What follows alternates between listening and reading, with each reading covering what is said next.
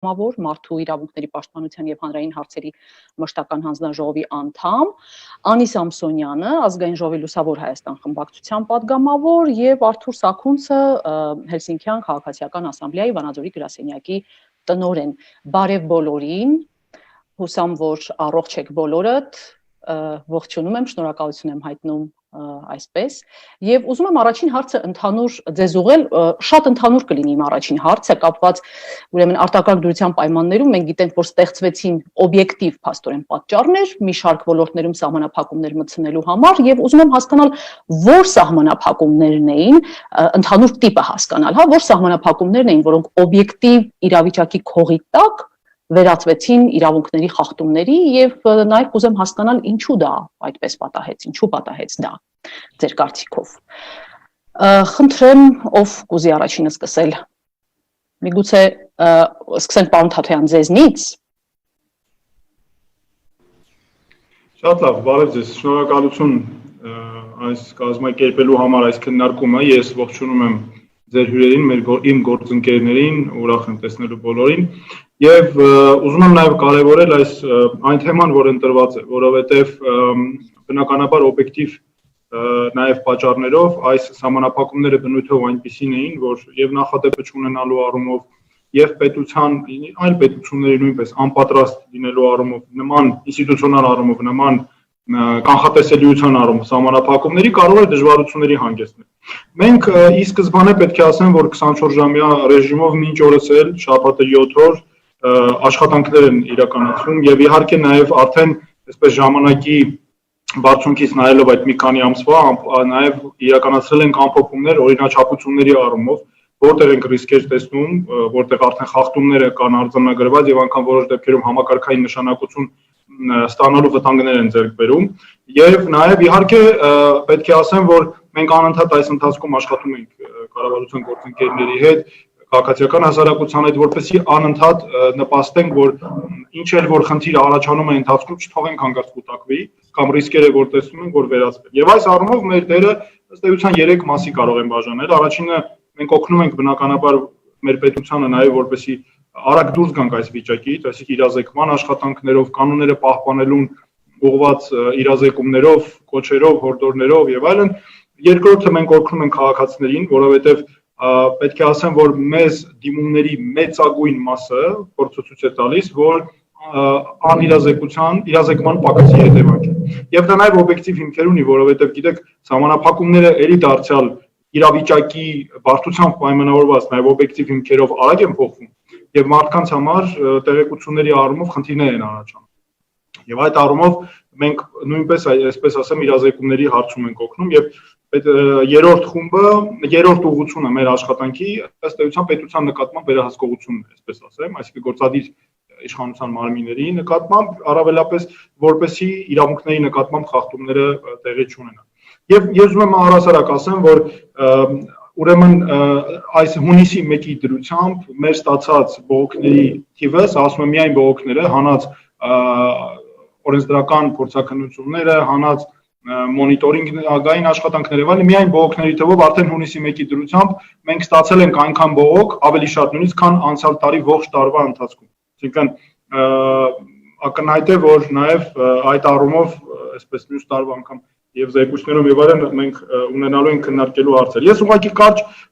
ներկա Որ ոլորտներին են առնչվում, պարոն Թաթոյան, ներկայացնեմ այո, այն հարցերը, որոնք եւ հիմա մենք զեկույցել ենք պատրաստում, արդեն բավականին մեծացավ ընթացքում ընթացս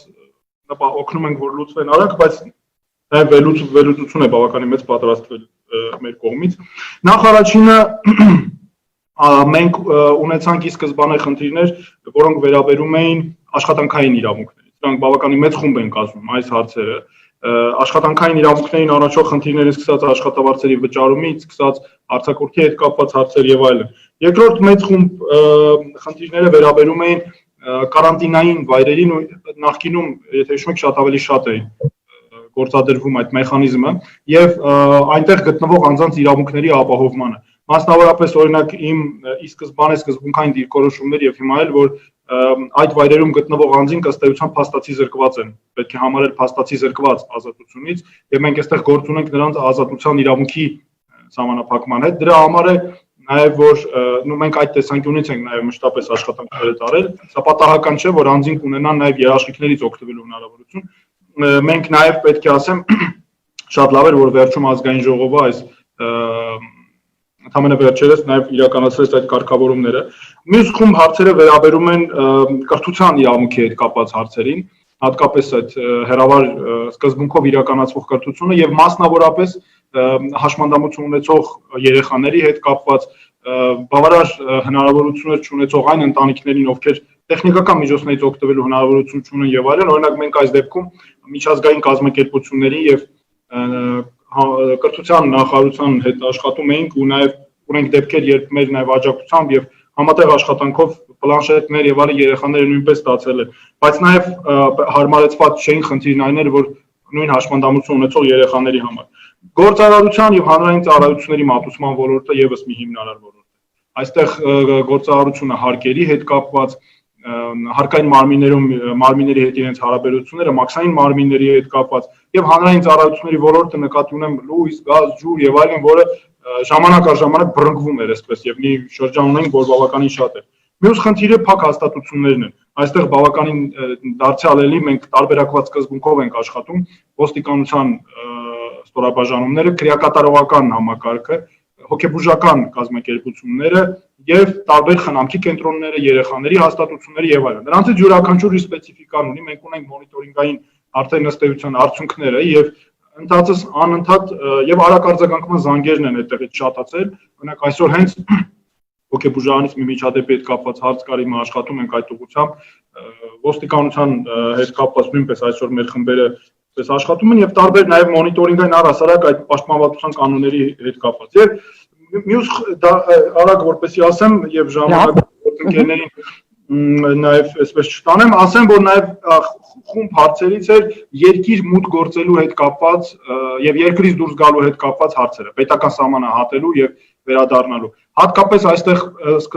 մանավանդ սկզբում շատ մեծ էին խնդիրները ընտանիքների միավորման հետ կապված։ Երեխաները ծնողների, ասենք օրինակ Ռուսաստանում միայնակ էին մնացել երեխաներ կամ ծնողները այստեղ եւ այլն։ Այստեղ մենք շատ ենք համագործակցել ոչ միայն պարետատան, այլ նաեւ արտաքին գործերի նախարարության եւ մեր դեսպանությունների հետ։ Օրինակ կոնկրետ Ռուսաստանի հետ ամենակուտակված մեծ փորձն է, երբ դեսպանության հետ ուղղակի ամենօրյա կապի մեջ ենք եւ շատ դրական մենք ձեռքբերումներ ունեցանք։ Մյուս հարցը էլ ասեմ, հավանաբար այս առումով վերջինը, կառավարության ձեռնարկած հակազդման միջոցառումների հետ կապված խնդիրներ։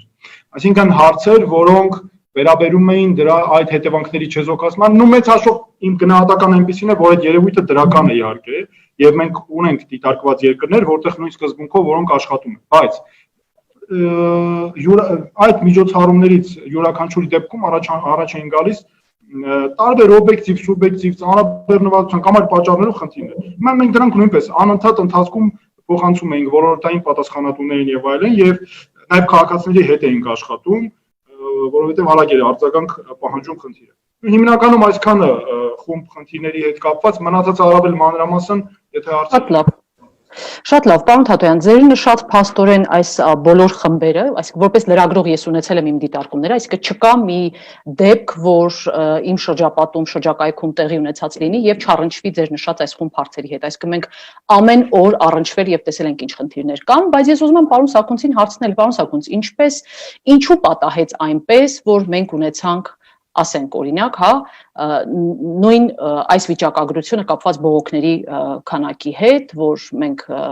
մենակ ասենք մի ամսում ունեցանք այնքան բողոք, ինչքան չէինք ունեցել ամբողջ տարում։ Ինչն էր սխալ, այսինքն թվում է թե մենք հետևում էինք այն բոլոր երկրների փորձին եւ օրինակին, որոնք կիրառում էին այս միջոցառումները, այս սահմանափակումները, բայց մենք ըստ էության մի շարք խնդիրների բախվեցինք, որոնց մասին ես իհարկե ընթացքում ավելի մանրամասն ձեզ կհարցնեմ, ավելի կոնկրետ խնդիրներ։ Ես ներեցեք մի բան էլի լրացնեմ, ներեցեք ոչ թե մի ամսում, այլ տարվա սկզբից մինչև հունիս ամիս, այսինքն հունվարից մինչև հունիս, կես տարում։ Ես մոռացա նաև կանանց իրավունքների հետ կապված ընտանեկան բռնության դեպքերի խումբը ասացանակա։ Այո, մենք ձեր նախորդ հարցազրույցներից նաև ընտանեկան բռնության դեպքերի աճի վերաբերյալ վիճակագրություն ենք ստացել, այսինքն պատկերն ենք ստացել, այնպես որ հնարավորության դեպքում նաև այսօր դա կքննարկենք, բայց կուզեի հիմա հասկանալ ինչու այդ պատճառն եմ ուզում հասկանալ, ինչու այսպես եղավ։ այսինքն մենք օգտվում էինք, հա, կիրառում էինք նույն փորձը գրեթե քայլ գնում էինք մյուս երկրների ուրեմն փորձի հետևից։ Պարոն Սաքունց, դուք մեզ լսում եք։ Այո, շնորհակալություն։ Նույնիսկ ողջունում եմ բոլորիդ եւ նաեւ բոլոր նրանց, ովքեր հետևում են։ Կարևորում եմ իհարկե այս քննարկումը, որովհետեւ երևի թե ինչ որ կերպ պետք է ամփոփել այն համապատկերը, որը կար, բայց իմի բերել, որպեսզի հասկանալի լինի, թե ի վերջո մարդու իրավունքների տեսակետից այս արտակարգ դրությունը, անկախ նրանից թե դա արտակարգ դրության իրավական ռեժիմով կհաստատվի, թե դա հաստատվի դե ֆակտո ուրեմն արտակարգ իրավիճակ է, եւ ոչ միայն Հայաստանում իհարկե, սա իրապես գլոբալ մարտահրավերի հետ փորձ ունենք, եւ երբ դուք ասում եք, որ այլ երկրների փորձը ճիշտ ասած ազնվորեն են դες խոստովանում չկա այդպիսի մի իմի բերված ինչ գիտելիք, թե որն է այլ երկրների փորձը, որովհետեւ այս կորոնավիրուսի համավարակի դիմագրավելու փորձ չենք ունեցել, բոլորն էլ առաջի անգամ են այս իրավիճակում, սա այս կուզենայի արձանագրել։ Ես նկատի ունեի ծրագրերի իրականացման իմաստով, այսինքն այն գործողությունները, որոնք ձեռնարկվում են այլ երկրների կողմից, սահմանափակումները, հա, մասնավորաբար, օրինակ, երբ մենք ասում ենք, որ սահմանափակումները միանշանակ չընկալվեցին, մենք բողոքել որոշ ուրեմն ընդունված որոշումների դեմ եւ այլն։ Շարունակեմ ուղղակի։ Գիտեք, իրապես կորոնավիրուսի այս համավարակի բնույթի խնդրի հետ որևէ մեկը չի առնչվել։ Որտեղ սա որպես մարտահրավեր հանրային առողջության, որը ուղղված է ըստեյության յուրաքանչյուր անձի նկատմամբ պոտենցիալ, հա, նման մարտահրավեր նույնիսկ այսպես կոչված պատերազմական ամենաթեժ իրավիճակները չի նման կերպ ազդել յուրաքանչյուր անձի վրա, ինչպես ասենք կորոնավիրուսը, որովհետև սա սահմանները այս մարտահրավերի այս տարածումը չունի որևէ տարածական ինչ-որ սահմաններ։ Ես ես վստահեցնում եմ, որովհետև չկա նույնիսկ հնարավորություն այդ ամեն տեղ ինչ-որ սահմանային ինչ-որ ուրեմն տիրույթ կամ ռեժիմ սահմաններ, թե այ սրանով մենք կարող ենք ուրեմն կանխել այդ կորոնավիրուսի համավարակը։ Ես այդ թե ամբողջ աշխարհի մակարդակով, թե առանձին երկրների մակարդակով, իր գլոբալ այդ բնույթը կայանում է նրանում, որ ինքը տարածվելու, ընդ որում անվերահսկելի տարածվելու խնդիր ունի, բայց շատ կարևոր է իհարկե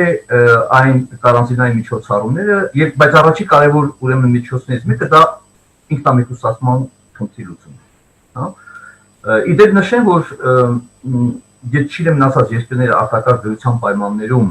կառավարման եւ մարդու իրավունքների հետ կապված ինչ փորձառություն են, սա նաեւ մեր երկրում նման ուրեմն խնդրի լուծման տեսակետից առաջի փորձն է, որտեղ նախորդ անգամներ արտակարգ դրության իրավական ռեժիմները կիրառվել են քաղաքական նպատակներով, ներքաղաքական ինչ-որ խնդիրներ լուծելու նպատակով եւ որի նպատակը հենց եղել է սահմանափակել որոշակի քաղաքական իրավունքներ, ազատություններ։ Սա այս կորոնավիրուսի համավարակի կանխման նպատակով արտակարգ դրության ռեժիմը իդեպ ասեմ առաջի անգամ է կիրառվում օրենքի ընդունումից հետո, եթե նայենք այսպես, եւ մեծ փորձ բնականաբար բացի ոչ քաղաքական նպատակների օգտագործման չենք ունեցել։ Սա նույնպես արձանագրենք, հա։ Եվ այս առումով մենք էլ աչքի չենք ընկնում մեր այսպես կոչված հարուստ փորձառությամբ, թե ինչպես պետք է կիրառել, իրականացնել այս արտակարգ դրության ժամանակ, ասենք թե ուրեմն կառավարումը այնպես անել, ինչպես հարմարեցնել կառավարումը, որպեսզի մարդու իրավունքների խախտումներ չլինեն։ Բայց հստակ է մի բան, որ հիմնարար իրավունքները որևէ առումով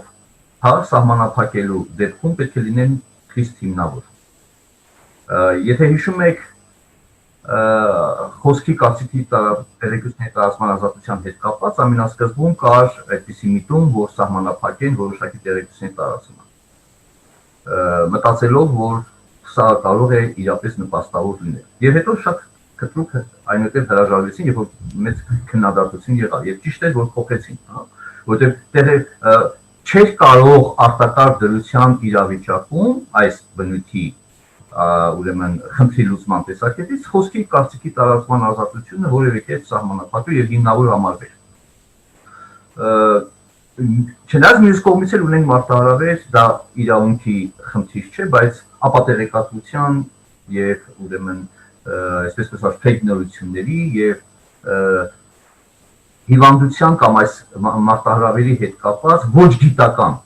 հիմնավորված, գիտական ոչ հիմնավորված ուրեմն մոտեցումների տարածմանը, որը էապես բացասական ազդեցություն ունեն։ Բայց իհարկե դա տարածողների գլխացավանքի խնդիր չպետք է լինի, այլ կառավարողների եւ իշխանության, հա, ըստ էության անելիքն է, որպեսզի ապատեղեկատվություն ազդեցություն չունենա։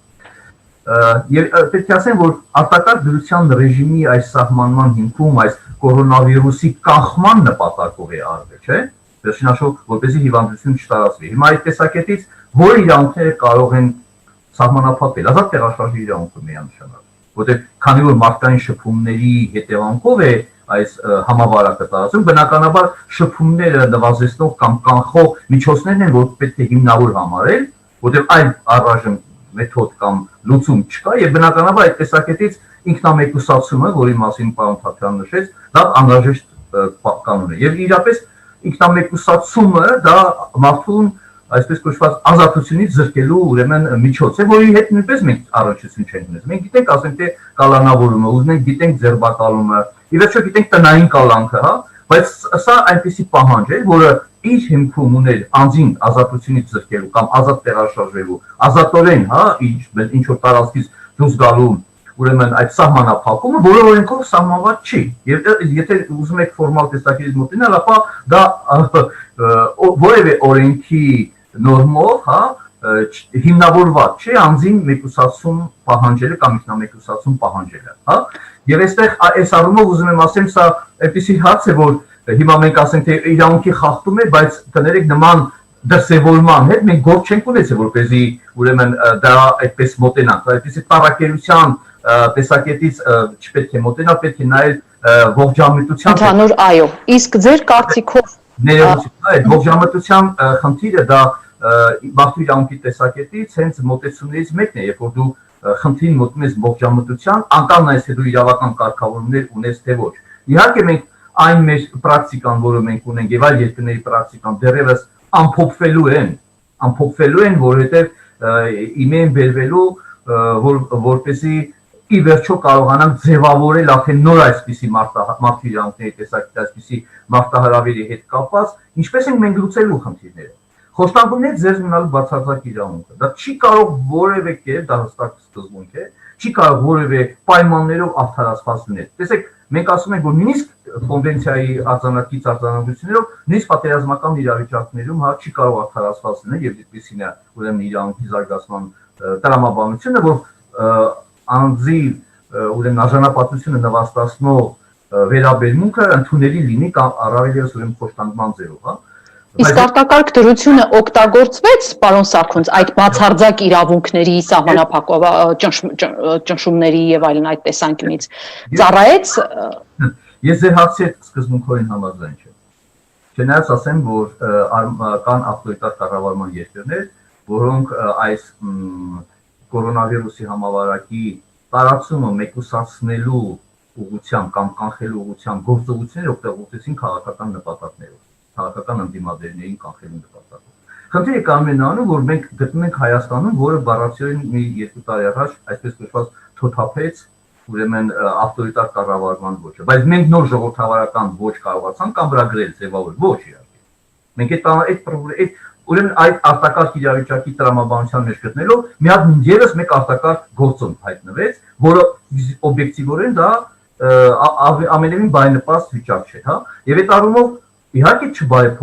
չփոփոխված ավելի ճիշտ ոստիկան իրավապահ մարմինների պարագայում դա ռիսկային էր, եւ որի հետ մենք առնչվեցինք։ Այո, վատ վերաբերմունքի դեպքերը ոստիկանության կողմից եւ բառացիորեն տեսանք մի քանի ժամ առաջ տեսանյութում ոստիկանները ինչպես էին Սպիտակ քաղաքում կնոջը մոտենում, հա, որը դիմակ էր կրում, բայց անհամաչափ եւ անիրավ ուրեմն մոտեցում էր, ինչքան ինչի համարել այդ կնոջը կպել այդպես, այդպես ասեմ։ Այսինքն այստեղ մենք արձանագրենք, որ այն համակարգային խնդիրները, որոնք այդպես էլ չլուծվեցին կամ լուծման փուլում էին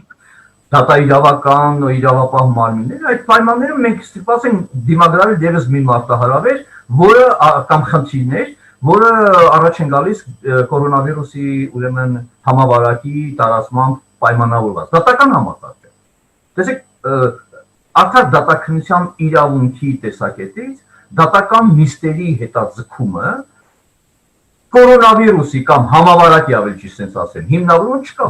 Որովհետեւ նման կարգավորում չկա, բայց իրապես ռիսկային է նման պայմաններում դու դատական նիստեր անցկացնես, որին հատկապես քրեական գործեր, որտեղ պետք է մեղադրյալ, պաշտպան, դատավոր, դատախազ, ուրեմն վկաններ եւ այլն իրականացնես։ Սա հիմա նույնիսկ եվրոպական դատարանը մարդու իրավունքների մեկ ամսով հետաձգեց եվրոպական դատարանին ուրեմն դիմումների ներկայացման ժամկետը։ Այսինքն սա այն մակարդակներից մեկն է, որ մարդու իրավունքների ինստիտուտները ստիպված էին այս մարտահրավերին համարժեք ուրեմն ինչ-որ ձևով փոխել իրենց ընթացակարգերը։ Մեր մոտ ամենամեծ ֆունդամենտալ խնդիրը իմ կարծիքով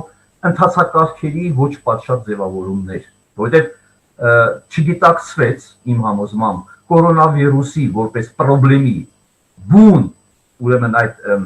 վտանգի եւ ծավալի աստիճանը։ Այստեղ մասնագիտական իրապես կարևոր մասնագիտական ախտորոշման կամ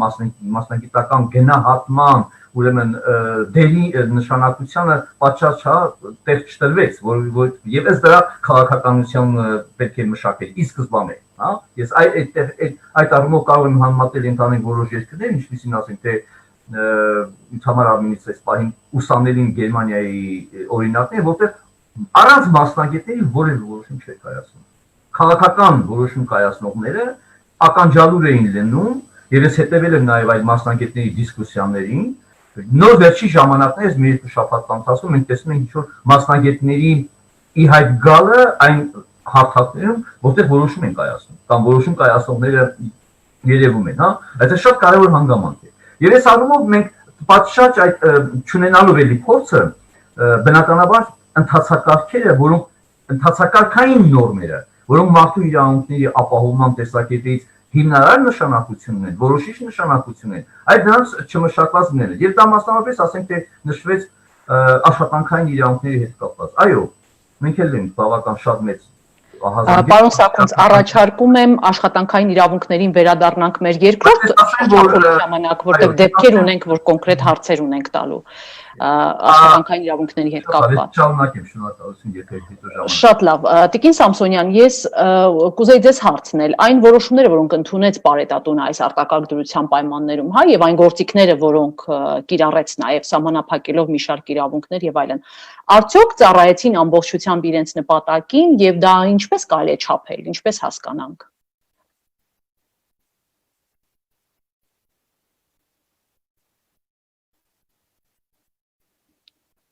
Տիկին Սամսոնյան, դուք մեզ լսում եք։ Հիմա կլսեք։ Նախ ուզում եմ արձանագրել, որ համավարակը մարդու իրավունքների պաշտպանության տեսանկյունից ամբողջ երկրագնդի եւ հատկապես առաջադեմ երկրների համար սթրես թեստի պես մի բան էր։ Եվ բնական է, որ այս իրավիճակում, այո, մենք տեսնելու էինք երևույթներ, որ չենք տեսնում օրինակ համավարակից առաջ։ Դա վերաբերում է նաև Հայաստանին, բայց պետք է ասեմ, որ Հայաստանի փորձը մի քիչ տարբերվում է այդ առաջադեմ երկրների փորձից, որովհետև վերջիններս եթե հաստատեցին արտակարգ դրություն, սակայն զերծ էին մնում մի շարք իրավունքների սահմանափակումից, Հայաստանը որոշեց, որ այդ իրավունքները պետք է սահմանափակվեն։ Օրինակ այդպիսին էր, երբ արտակարգ դրությունը հայտարարվեց տեղեկատվություն ստանալու իրավունքի ազատությունը, մենք տեսանք, թե ինչ գրաքննություն սկսվեց լրատվամիջոցների նկատմամբ եւ լավ է, որ համավարակի երկրորդ թե երրորդ փուլում իշխանությունը հասկացավ, որ դա վտանգավոր է։ Այնինչ ամբողջ աշխարհում այն երկրները, որոնք հայտարարել էին արտակարգ դրություն, չէին հայտարարել գրաքննության մասը բաղադրիչը առհասարակ, արգելվա չկար, մարդիկ կարողանում էին ազատ տեղեկատվություն ստանալ։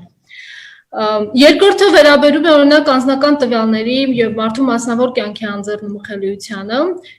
Շատ երկրներ օգտագործեցին տեղորոշման հնարավորությունը էլեկտրոնային հաղորդակցության միջոցներով, սակայն այդ երկրներում դա կրում էր ընդհանրապես կամավոր բնույթ։ Այսինքն մարդիկ ընտրում էին, արդյոք ուզում են օգտագործել, կիրառել այդ հավելվածը իրենց նպատակին հասնելու համար, թե ոչ, բայց մեր երկրում խորհրդարանը որոշում կայացրեց, որ դա պիտի լինի պարտադիր եւ սկսեց հավաքագրել մարդկանց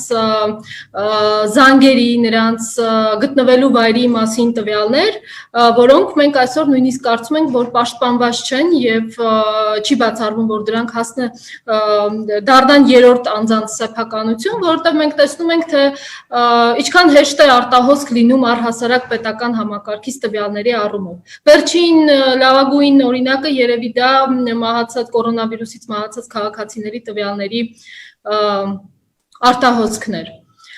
Երրորդը, որը կմատնանշեմ, դա վերաբերում է հավաքների իրավունքին։ Այո, արտակարգ դրությունը սահմանափակում է այս իրավունքը եւ օրենսդիրը գտել է սահմանադիրը եւ օրենսդիրը գտել են, որ այդտեղ կա ողջամտություն եւ դա պիտի այդ իրավունքը պետք է սահմանափակվի։ Բայց մենք տեսնում ենք, որ ամբողջ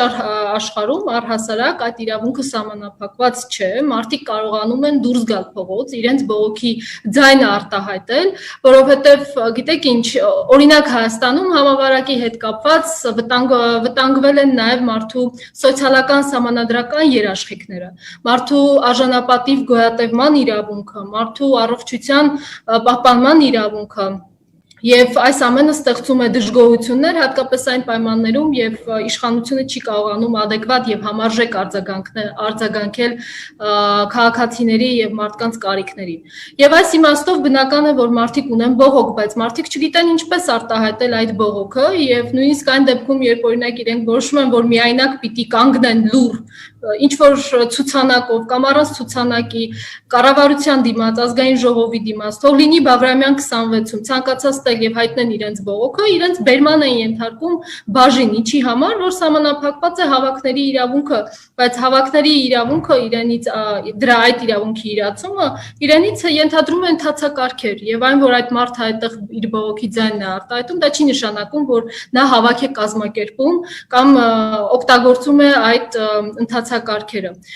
Եվ այս առումով ես այո կարծում եմ, որ իշխանությունը շատ հաճախ չարաշահել է իրեն տրված հնարավորությունը սահմանափակելու մարդու իրավունքները Հայաստանում եւ կարծում եմ, որ առհասարակ սա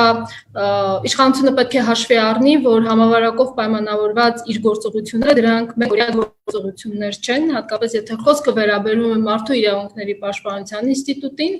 որովհետև այո, այսօր աշխարհը փակվել է, պետությունները փակվել են, զբաղված են իրենց խնդիրներով, բայց միջազգային կազմակերպությունները շարունակում են հետևել մեզ, մենք ունենք կոնվենցիոն պարտավորություններ եւ մենք պիտի այդ կոնվենցիոն պարտավորություններին մեր հետևենք եւ համավարակը նահանջելուց հետո ակնհայտ է, որ քննարկվելու է պետությունների վարքագիծը, թե որքանով են այդ պետությունները կարողացել հաղթահարել գայթակղությունը մարդու իրավունքների իրացման սահմանափակումների հարցում։ Շատ լավ, Տիկին Կարապետյան, ես ուզում եմ, որ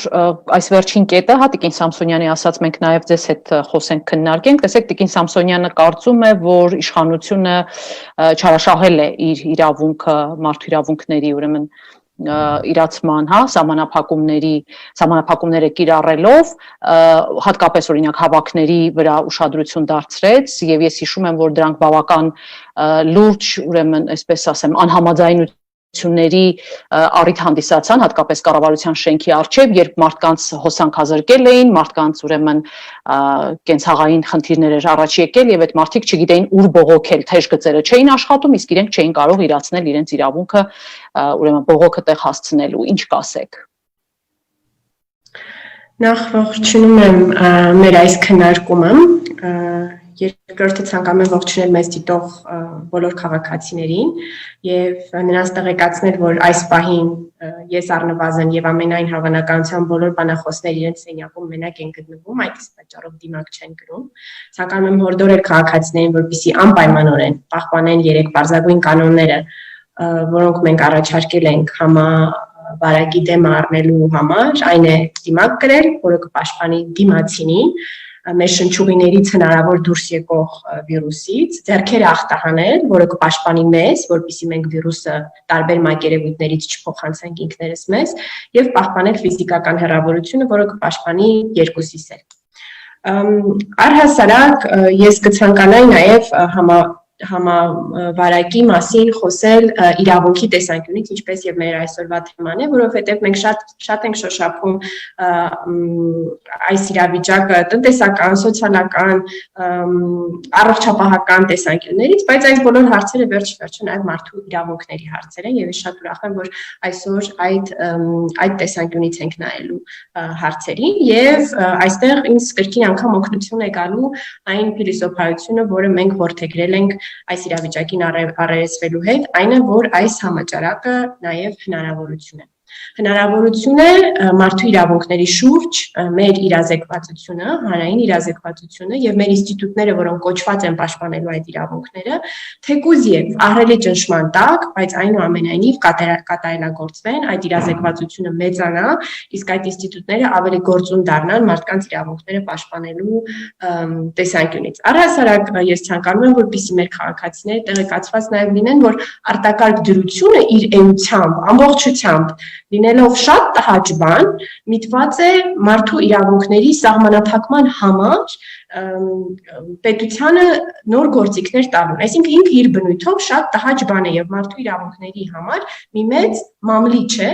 որը տալիս է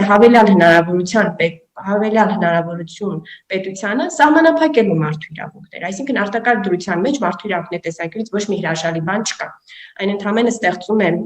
իրավաչափ հնարավորություն մեր սովորական ռեժիմից իրավունքների պաշտպանության տեղափոխվել արտակարգ ռեժիմ, հնարավորություն ունենալ այո իրավունքները սահմանափակել ավելին, քան նորմալ պայմաններում է դա անհրաժեշտ եւ այս առումով կարծում եմ շատ կարեւոր է որպեսզի քաղաքացիները նաեւ իմանան, որ այս ամենին հարմարվել պետք չէ, սա նորմալ չէ եւ մենք ինչ որ մի պահի եւ անհամբեր սպասում ենք այդ պահին հետ ենք գնալու մեր իրավունքների նորմալ իրագործման ռեժիմին։ Այսինքն նորմալ չէ, որ մեր տեղաշարժի իրավունքն է սահմանափակվում կամ մեր մյուս իրավունքները ժամանակավորապես սահմանափակվում են արտակարգ դրության բերմամբ։ Հիմա որպես օրենսդիր այդ որոշումները կայացնելիս կամ կառավարության որոշումներին գնահատական տալիս ես ունեմ երկու չափանիշ, որով դիտարկում եմ արդյոք այդ իրավունքները ճիշտ է արտակարգ դրության պայմաններում սահմանափակել, թե ճիշտ չէ։ Առաջինը այդ սահմանափակումների իրավաչափությունն է, այսինքն այն նպատակը, որը մենք հետապնդում ենք, արդյոք իրավունքից է բխում, թե ոչ։ Եվ կոնկրետ համաճարակի պայմաններում այդ իրավունքը հանրային առողջությունն է կամ անհատի առողջությունը կամ անհատների առողջությունը որպես համագումար։ Այսինքն մեր բոլոր իրավունքի սահմանափակումները պետք է համեմատվեն այդ նպատակի հետ, արդյոք որևիցե արդյունք տալիս են հանրային առողջությունը պահպանելու տեսանկյունից, այսինքն մի նժարին ծանրակշիռ մի բան է դրված, դա հանրության առողջությունն է։ Մյուսը արդյոք կիրառվող գործիքը համաչափ է։ Այսինքն արդյոք մենք չենք զոհում շատ ավելի մեծ բան հասնելու համար այդ մյուս նժարին դրված հանրային առողջության կարևորությանը եւ այս երկու համեմատությունը, այսինքն իրավաչափությունը ու համաչափությունը պետք է թույլ տան մեզ գնահատել թե արդյոք այդ իրավունքների սահմանափակումները ընդունելի են արտակարգ դրության պայմաններում, թե նույնիսկ արտակարգ դրության պայմաններում ընդունելի չէ։ Ընդ որում ցանկանում եմ նաեւ շեշտել, ինչպես արդեն մեր բանախոսներից նախորդները շեշտեցին, որ կան իրավունքներ, որոնք ոչ մի պարագայում չեն կարող սահմանափակվել։ Ես հիշում եմ համավարակի ամենասկզբնական փուլերում նույնիսկ մենք խնդիր ունենք հանրային ընկալումների հարցում, որ Հայաստանի Հանրապետության բոլոր քաղաքացիները, որոնք դրսում են գտնվում, եւ եթե նույնիսկ նրանք վարակագիր են, նրանք ունեն սահմանադրությամբ ոչ մի սահմանափակման ոչ ենթակա իրավունք վերադառնալ Հայաստանի Հանրապետություն։ Եվ ինչքան էլ մենք փորձենք պաշտպանել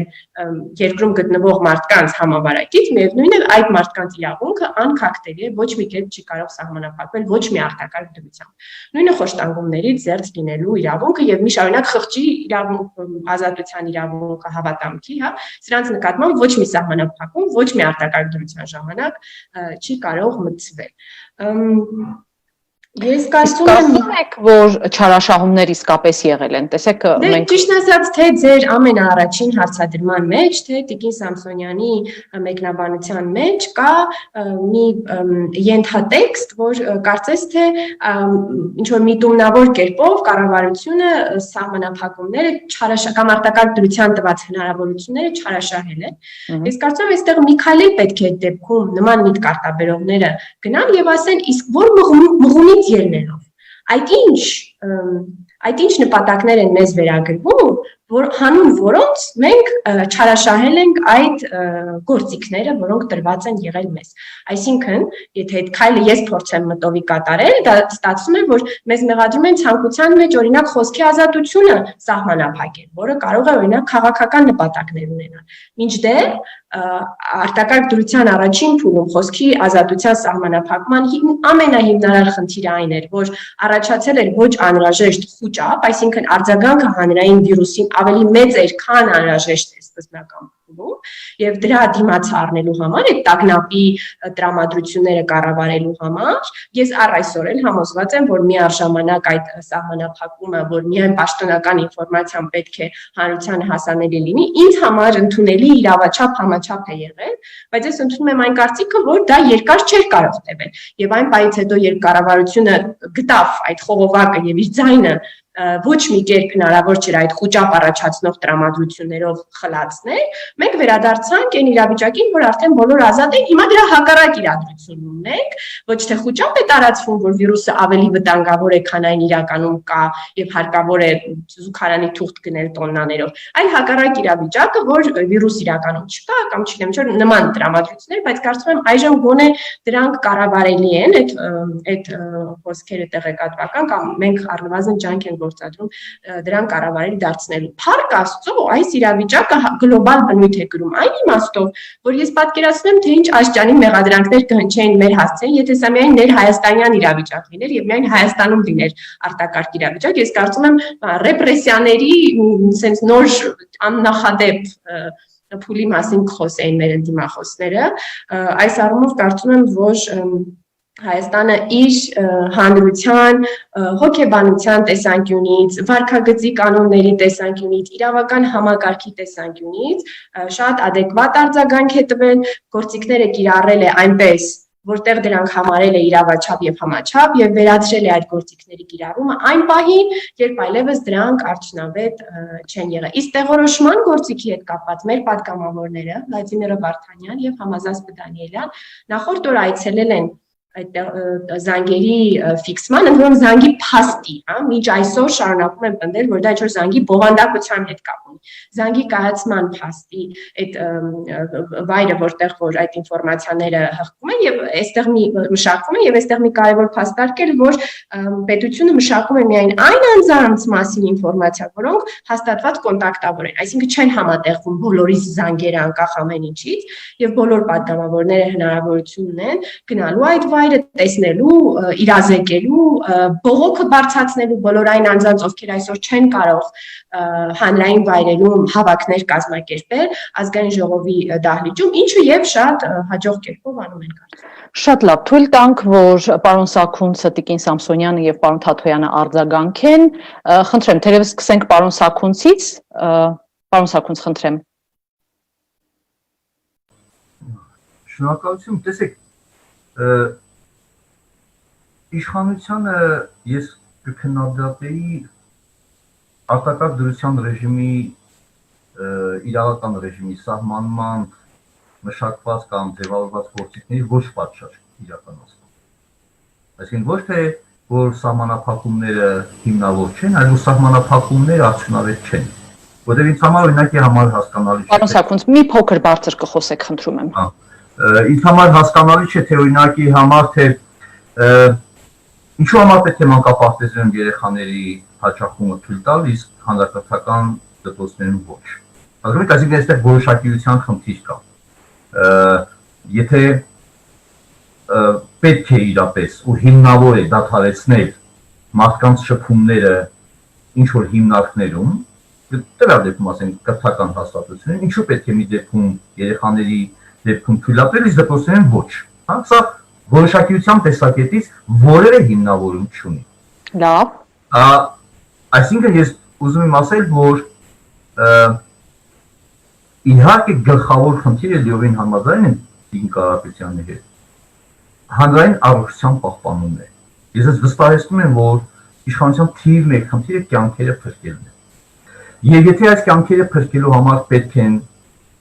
բացի հիմնարար բացարձակ իրավունքների, բավական շատ լուրջ եւ կոշտ սահմանափակումներ, այո պետք են։ Բայց միայն սահմանափակումներով մենք արդյունքի չենք հասնելու։ Այստեղ շատ կարևոր է նաեւ առողջապահական համակարգի պատշաճ պատրաստումը, եւ դա ես պատահական չասեցի, մասնագետների գնահատումներ, կարծիքներ, հա, մասնակցություն եւ այլն, որովհետեւ այս հիվանդության կամ այս ավելի ճիշտ համավարակի,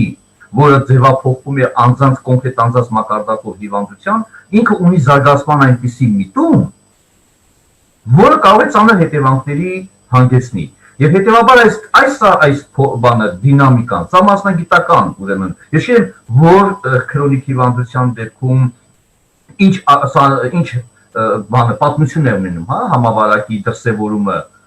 եւ ինչքանով որտեղ որոշ դեպքերում մեր մոտ են արձանագրել, որ մարդիկ փրկել են, չէ՞, նույնիսկ մեծ տարիքով մարդիկ։ Այնպես չէ, որ ամեն այսինքն մենք տեսնում ենք այստեղ արդյունավետության օրինակներ, լավագույն օրինակներ, որը ինչու ենթադրենք չի տարածվում կամ ինչու չի նման փորձերը, հա, մեծ ավելի տարածում գտնում։ Եվ այս առումով եմ ես ասում, բայց եթե մենք մեկուսացնում ենք, հաջորդ խնդիրը գալիս է հանուն կյանքի փրկության, ապա մեկուսացմամբ պետությունը վերցնում է իր վրա պարտավորություն մեկուսացումից հետո ստեղծված իրավիճակում առաջացող խնդիրների լուծման ուղղությամբ։ Ես նկատի ունեմ ապահովման, կենսապահովման հետ կապված, այս նկատի ունեմ ուրեմն սոցիալական ապահովության, հա։ Ես այստեղ թող համոզեն, որ ենթադրենք ռեսուրսները, ֆինանսական եւ այլն բավարար չեն կամ բավարար են։ Օրինակ Վրաստանի օրինակ ես միշտ եմ բերում, որտեղ դա ինձ համար չափելի է, մեր հարևան երկիրը։ Եվ օրինակ սահմանում են, որ 200 կիլովատ-ժամ էլեկտրաէներգիա միջև օգտագործողները եւ 200 խորանարդ գազ օգտագործողները եւ 3 ամիս նրանք պետք է պետությունը վճարի, ինձ համար չափելի է ինչ-որ բան։ Մեր մոտ է չափելիության այդտեղ խնդիր կա։ Ինչու մենք չարեցինք դա, երբ որ կարող ենք, այդ դա կոնկրետ փոստի կիրառման տեսակ։ Պետք է ասվի ընդհանրին, որ ռեսուրսներ չկա։ Ռեսուրսների ձեռքբերումը երկրորդ հարցն է։ Խնդիրն ինա, որ մենք մշակեինք եւ հիմա այլ ուժ չի։ Դիտե ասում այսօրվա թվերը բավական մնում են մտահոգիչ եւ ուզում եմ նաեւ արձանագրել, այո, մենք համավարակի ավարտից հետո բարեհաջող երկրի դեպքում մենք անալիզ անելու ենք, վերլուծելու ենք, քննարկելու ենք, բայց եթե այս տեմպերը շարունակվի վարակի, մահացության այս տեմպերը շարունակվի, ապա մի քիչ ռետորական հաց են տալիս, ովքեր ենք մնալու, որպեսզի մենք գնահատենք, հասկանում եք, այսինքն այստեղ շատ կարևոր է, որ տնտեսության փրկության հարցը եւ մարդկանց փրկության հարցը չեն կարող մի նժարի վրա դրվել, եւ արդյոք ամեն ունենք հստակ հայեցակարգ այդ որտեղ նույնիսկ է պետք հիմնարար իրավունքը այս պահին կյանքի իրավունքն է, մարդկանց կյանքի իրավունքը ապահովել, որպեսզի մարդիկ ունենան, որպեսզի հետո կարողանան տնտեսությունը վերականգնենք, հետո կարողանան առողջապահական համակարգը վերականգնենք, պաշտպանությունը իրականացնենք եւ ի վերջո ամեն այն վնասած խնդիրները, որ պետք է այսպես ողջ մարդա պետք առողջ ողջ մարդա պետք։ Ես առումով եմ ասում, ես հատուկ ընդգծում եմ, որպեսզի մենք միտումները, մոտեցումները, հայեցակարգերը, գործիքները ձևավորելու ժամանակ արտակարգության սահմանման կամ դրանից ցանկացած որոշումը կայացման ժամանակ հիմքում տեսնենք թե ինչքանով է դա այդ նպատակին ծառայում։ Ես ասում եմ առայժմ դեռևս ցավոք սրտի տեսեք արտակարգության ամենասկզբի ժամանակը երբ որ սթափվեցին որ պետք է դադարեցնեն բոլոր հանդիպումները եւ բավական տեղեկատվական թերթները հիշում եք որ առանց այդ ռեժիմի ժամանակ կառավարելի էր իրապես վիճակը։ Մայիսի սկզբից հետո, երբ որ որոշակի ազատություններ տրվեց տնտեսագաղավարող սուբյեկտների եւ այլն, կտրուկ թիվը դա վիճակագրությունը ցույց է տալիս, դա վիճակագրությունը դա անուղղելի փաստ է, հա, սրբագրվող փաստ չէ։ Տեսանք, որ այդ սահմանափակումների թույլատումը ինչպիսի ուրեմն աճի բերեց, հա, եւ դա դեռևս աճի մեջ են գտնվում։ Ես դեռևս ունեմ մտահոգություն, որովհետեւ ծանր հիվանդների եւ ծանրագույն վիճակում գտնվող հիվանդների թիվը չի նվազում։ Ամբողջ խնդիրը սրանն է, չէ՞։ Շատ լավ, լսենք նաև Տիկին Սամսոնյանին, իհարկե այդ թերթիկները, որ դուք ասում եք, որ լրացնում ենք եւ այլն տեղաշարժման, շատ մարդիկ նույնիսկ կասկածի տակ առան այդ թերթիկների, այսպես ասենք, օգտակարությունը եւ իմաստը։ Իհարկե սա հետո քննարկելու բան է։ Խնդրեմ Տիկին Սամսոնյան, ձեր առարկությունները, կարծեմ առարկություններ ունեիք մենք։ Մենք ձեզ չենք լսում Տիկին Սամսոնյան։ Ես մի բարձրաբանում ունեմ Տիկին Կարապետյանի մեկնաբանությունների հետ կապված։ Տեսեք Տիկին Կարապետյան, երբ ես ասում եմ, որ իշխանությունը չարաշահել է հնարավորությունները տրված, ես ի նկատի ունեմ երկու բան։ Առաջինը այն, որ իշխանությունը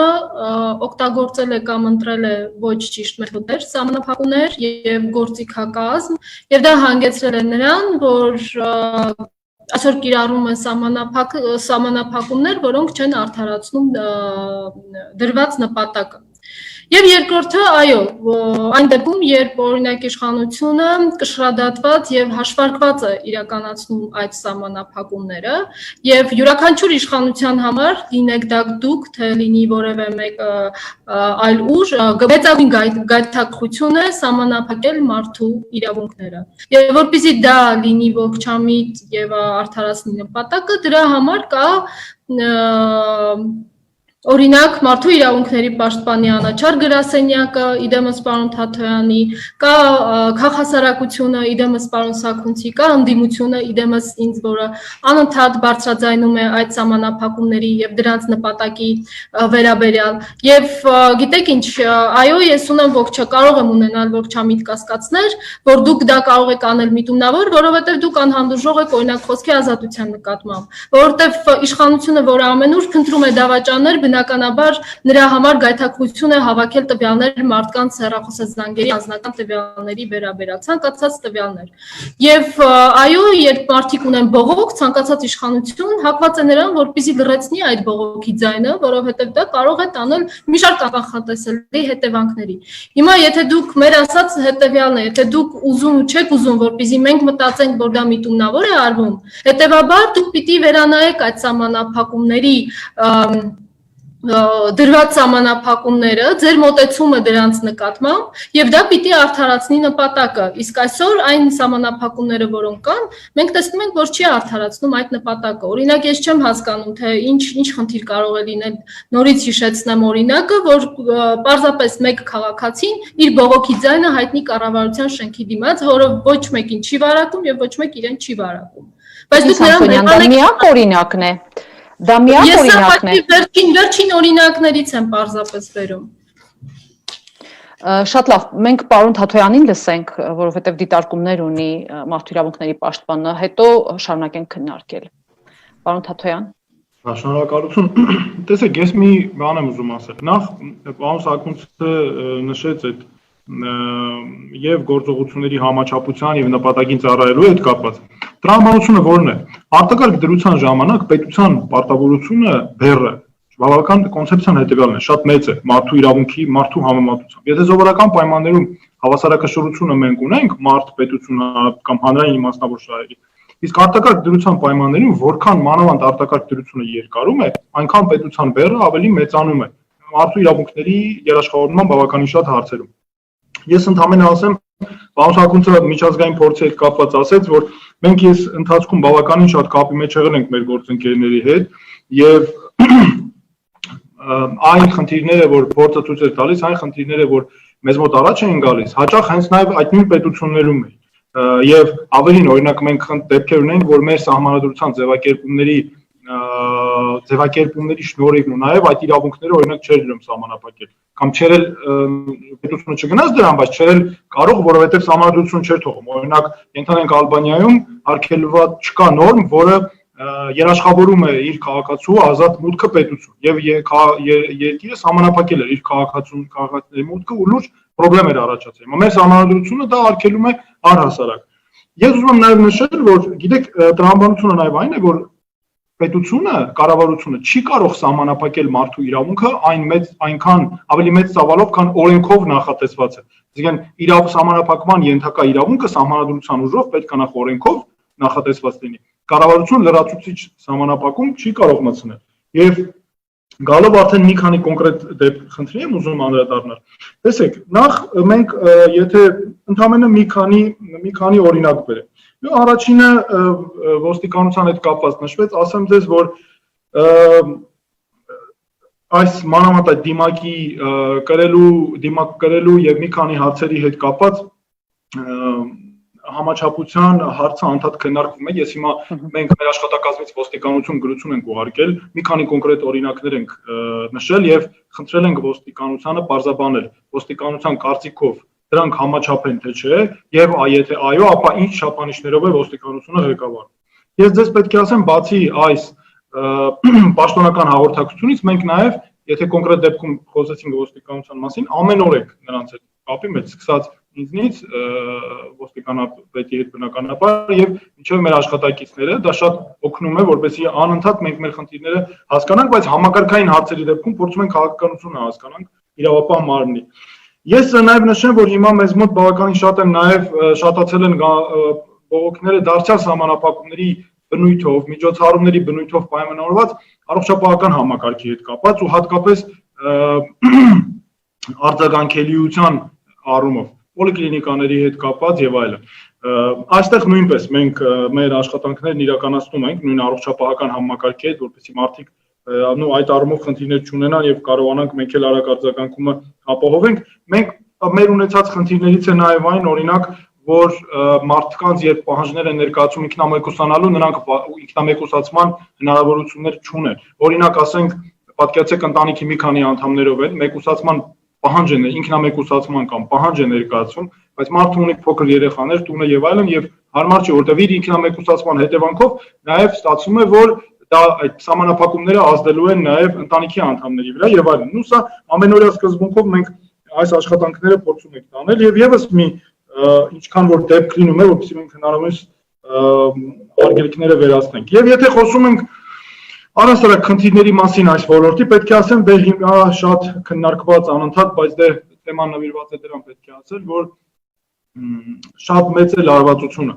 Գիտեք, ես կարծում եմ նախ բանալին է այն, որ մենք բոլորս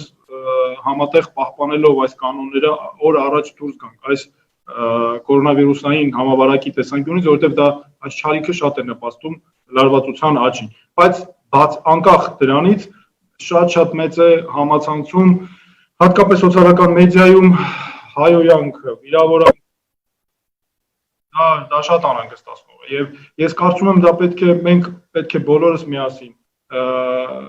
իմ գործընկերները նաեւ ովքեր այսօր մասնակցում են քննարկմանը կոչ անենք անընդհատ պարբերաբար, որ պարզապես դադարենք բոլորը անխտիր դադարել իրար վիրավորող խոսք ասելուց, հայոյելուց եւ այլն, հեգնելուց, ծաղրելուց, որովհետեւ փորձը ցույց է տալիս մանավանդ հանրային գործիչների քաղաքացիները սովորում են։ Մենք մոնիտորինգեր ենք արել, անգամ օգտագործող բառերն են սովորում եւ վտանգը գիտեք որն է, վտանգը նաեւ այն է, որ այս իրավիճակները կարող են իրական կյանք տեղափոխել եւ ունեցել ենք մենք արդեն մի քանի դեպքեր։ Եվ ես նորից այս առիթը օգտագործելով ուզում եմ մեր քաղաքացիներին խնդրել, որպեսզի նրանք չներգրավվեն առհասարակ, մանավանդ կեղծ օգտատերերն են հիմա շատ եւ ագրեսիան մեծ ծավալի հետեղից է գալիս, որ չներգրավեն որևէ պարագայում նման քննարկումների մեջ։ Դրանք անիմաստ, անպտուղ քննարկումներ են, այլ առավելապես փորձենք առողջ քննարկումներով։ Ես ուզում եմ նաեւ կարևորել քաղաքացիական հասարակության դերը եւ խորհրդանի մենք այս ընթացքում պարոն Սաքունցն է այստեղ մասնակցում հասարակական քաղաքացիական հասարակությունից իր հետ մյուս մեր գործընկերների հետ անդադ կապի մեջ ենք ինֆորմացիայի փոխանակման առումով եւ իհարկե падգամավորների հետ ու այս հետադարձ կապը լրագրողների նաեւ շնորհիվ մեր հանրության հետ ունի մեծ նշանակություն։ Շնորհակալություն, պարոն Սաքունցը մեկ հոկանոց հավաքների մասին դիտարկում ունի, խնդրեմ պարոն Սաքունց։ Ուրեմն ես ասեմ, որ այդ մեկ հոկանոց բողոքի ակցիաների մասնակիցների ոստիկանության բաժիններ տանելը բացարձակապես որևէ հիմնավորում չի կարող ունենալ։ Սա ակնհայտ է։ Ես չեմ կարծում, որ դա քաղաքական հետապնդման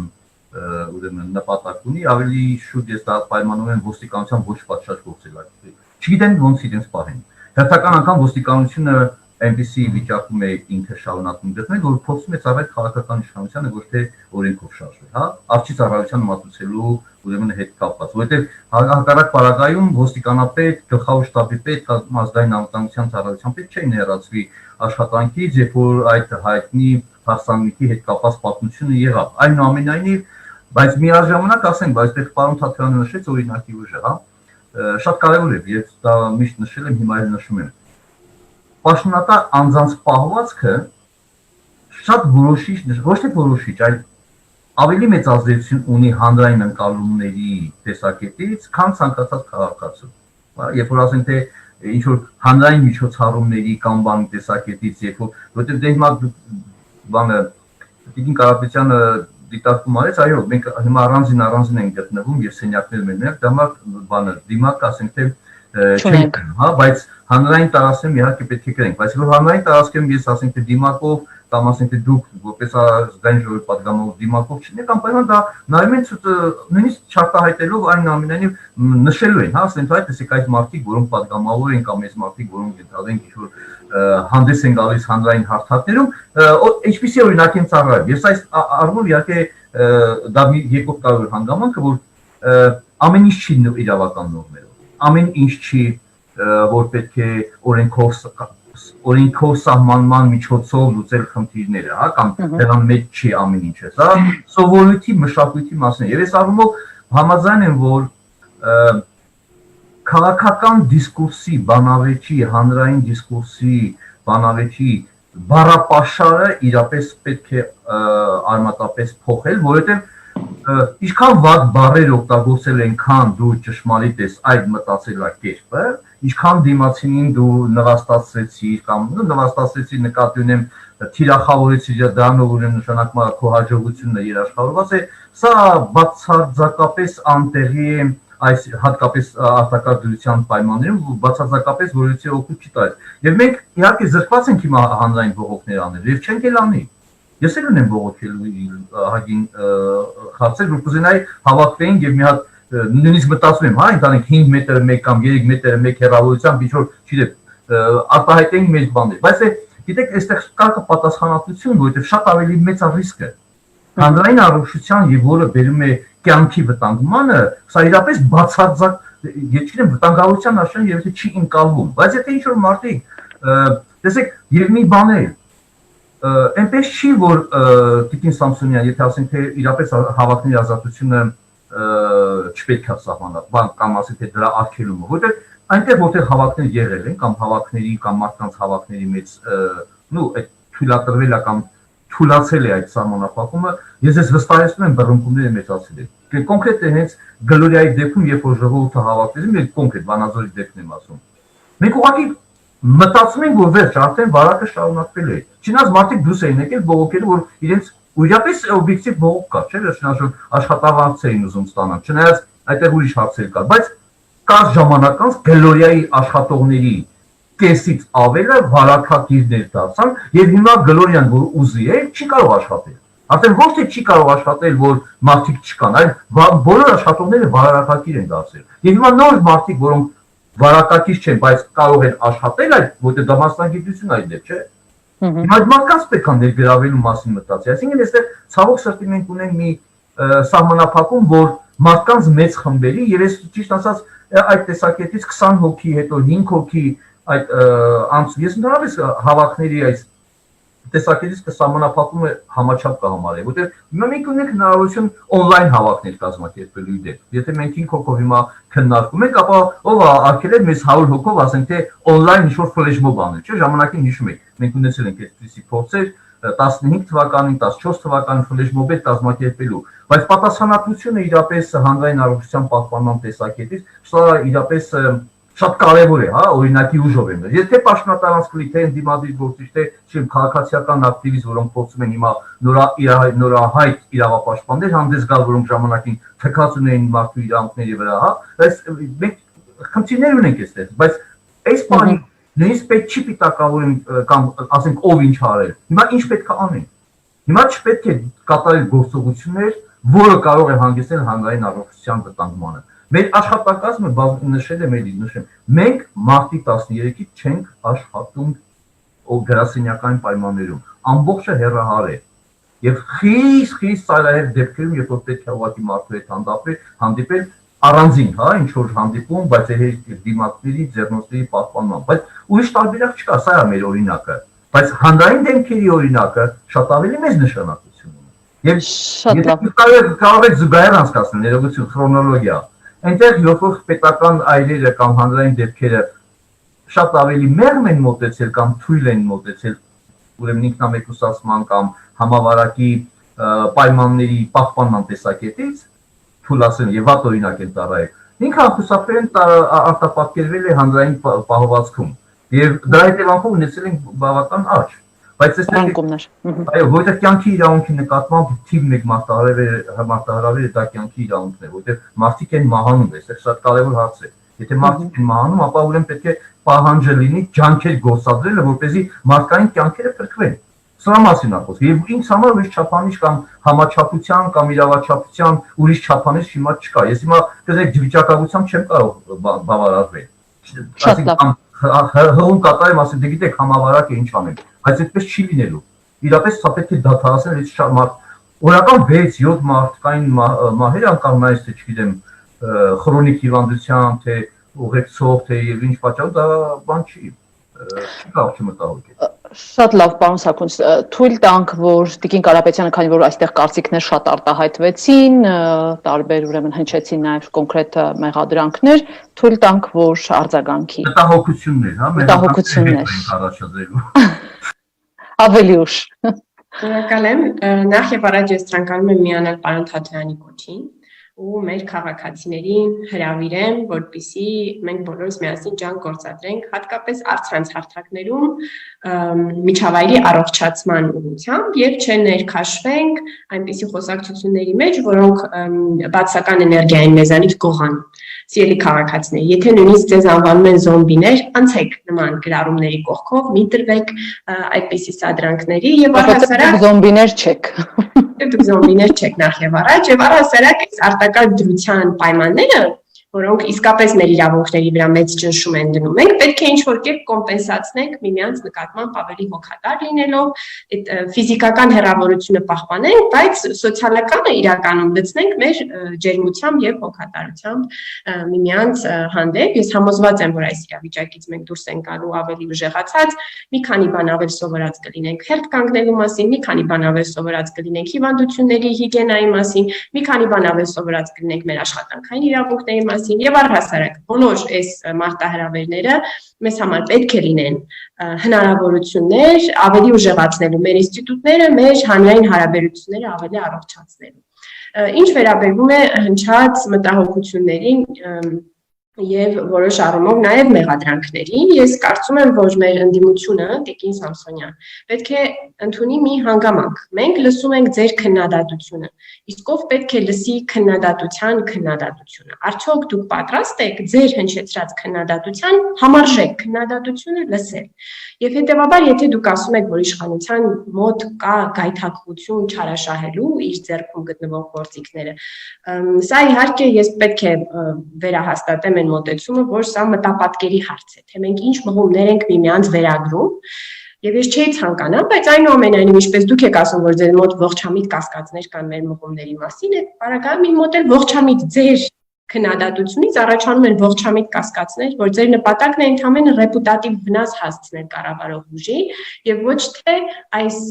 համաճարակի պայմաններում փորձել հանրային առողջությանը ուղղված մեր միջոցառումներին կամ աջակցել դրանց տարածմանը նպաստելով, որովհետեւ եթե մի հոգի ավել դիմակ կրի ձեր ուղերձի շնորհիվ, դա շատ օգտակար կլինի, կամ ալտերնատիվ առաջարկել եւ այո, իմ մոտ ողջամիտ կասկածները առաջանում, որ դուք հանրային վստահությունն եք պարզապես ցանկանում խաթարել։ Այո, դուք եք պետքա պատրաստ լինեք նման մեղադրանքից լսել, եթե հնչեցնում եք այնպիսի մեղադրանք, որ մեր մղումները անազնիվ են, ուղղված չեն հանրության առողջության պահպանմանը։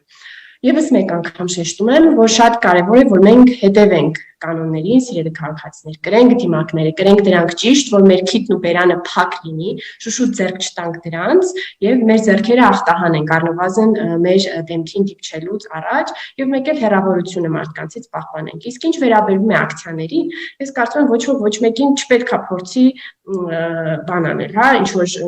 օրենքի սահմանների շուրջ ինչ որ տարընթերցում ստեղծել, ես կարծում եմ ոչ մի խնդիր չի լինի, եթե ինչ որ մի քաղաքացի մի ցուցանակով փողոցներով քայլի կամ իր ուղերձը, եթե կառավարությանը կամ ազգային ժողովին տեղ հասցնելն, այսինքն դա մի քաղաքացու եւ մի ինստիտուտի շփման խնդիր ենք լուծում, այո, այդ խողովակները կան, ոչ ոք հեռախոսազանգերը չի չեղարկել, հա, տարբեր ինստիտուտներին դիմումները, թեկուզ իրենց ակցիան փողոցով եթե իրականացնեն։ Տիկին Կարապետյան, այստեղ խնդիրն այն է, որ թեժ գծի հեռախոսները որպես կանոն չեն պատասխանում։ Ես բազմաթիվ ուրեմն բողոքներ եմ նաև ստանում իբրև լրագրող, որ շատ կարևոր ուրեմն մարդկանց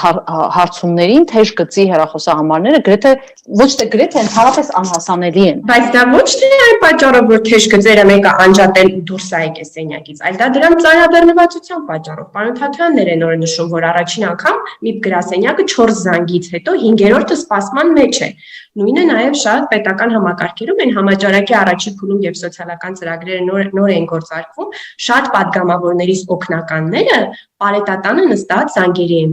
պատասխանում։ Ընդդիմությունը նախաձեռնել էր սեփական զանգերի պատասխանման արձագանքման համակարգը։ Այո, մենք շատ դեպքերում նաև այդ թեժգծերի համարները շատացվեցին, հա, առ այսօր օրինակ վերջերս հոգեբանական աջակցության թեժ գիծ ներմուծվեց, որպեսզի մարդիկ կարողանան զանգեն եւ ստանան այդ աջակցությունը, որովհետեւ շատ հասկանալի է, որ այս ընդհանուր միջավայրը կարող է նաև ընկճվածություն առաջացնել մարդկանց մոտ, բայց այստեղ ոչ թե միտումնավոր թեժ գծեր չունենալու մասին է խոսքը, այլ դրանց ծանրաբեռնված հասկանալի, այսինքն խոսքը եւ падգամավորի հետ կապ հաստատել առնվազն Հայաստանում ես կարծում եմ հեղափոխությունից հետո ամենահեշտ բաներից մեկն է, բայց ի՞նչն է այստեղ խնդիրը։ Ցույց անողը,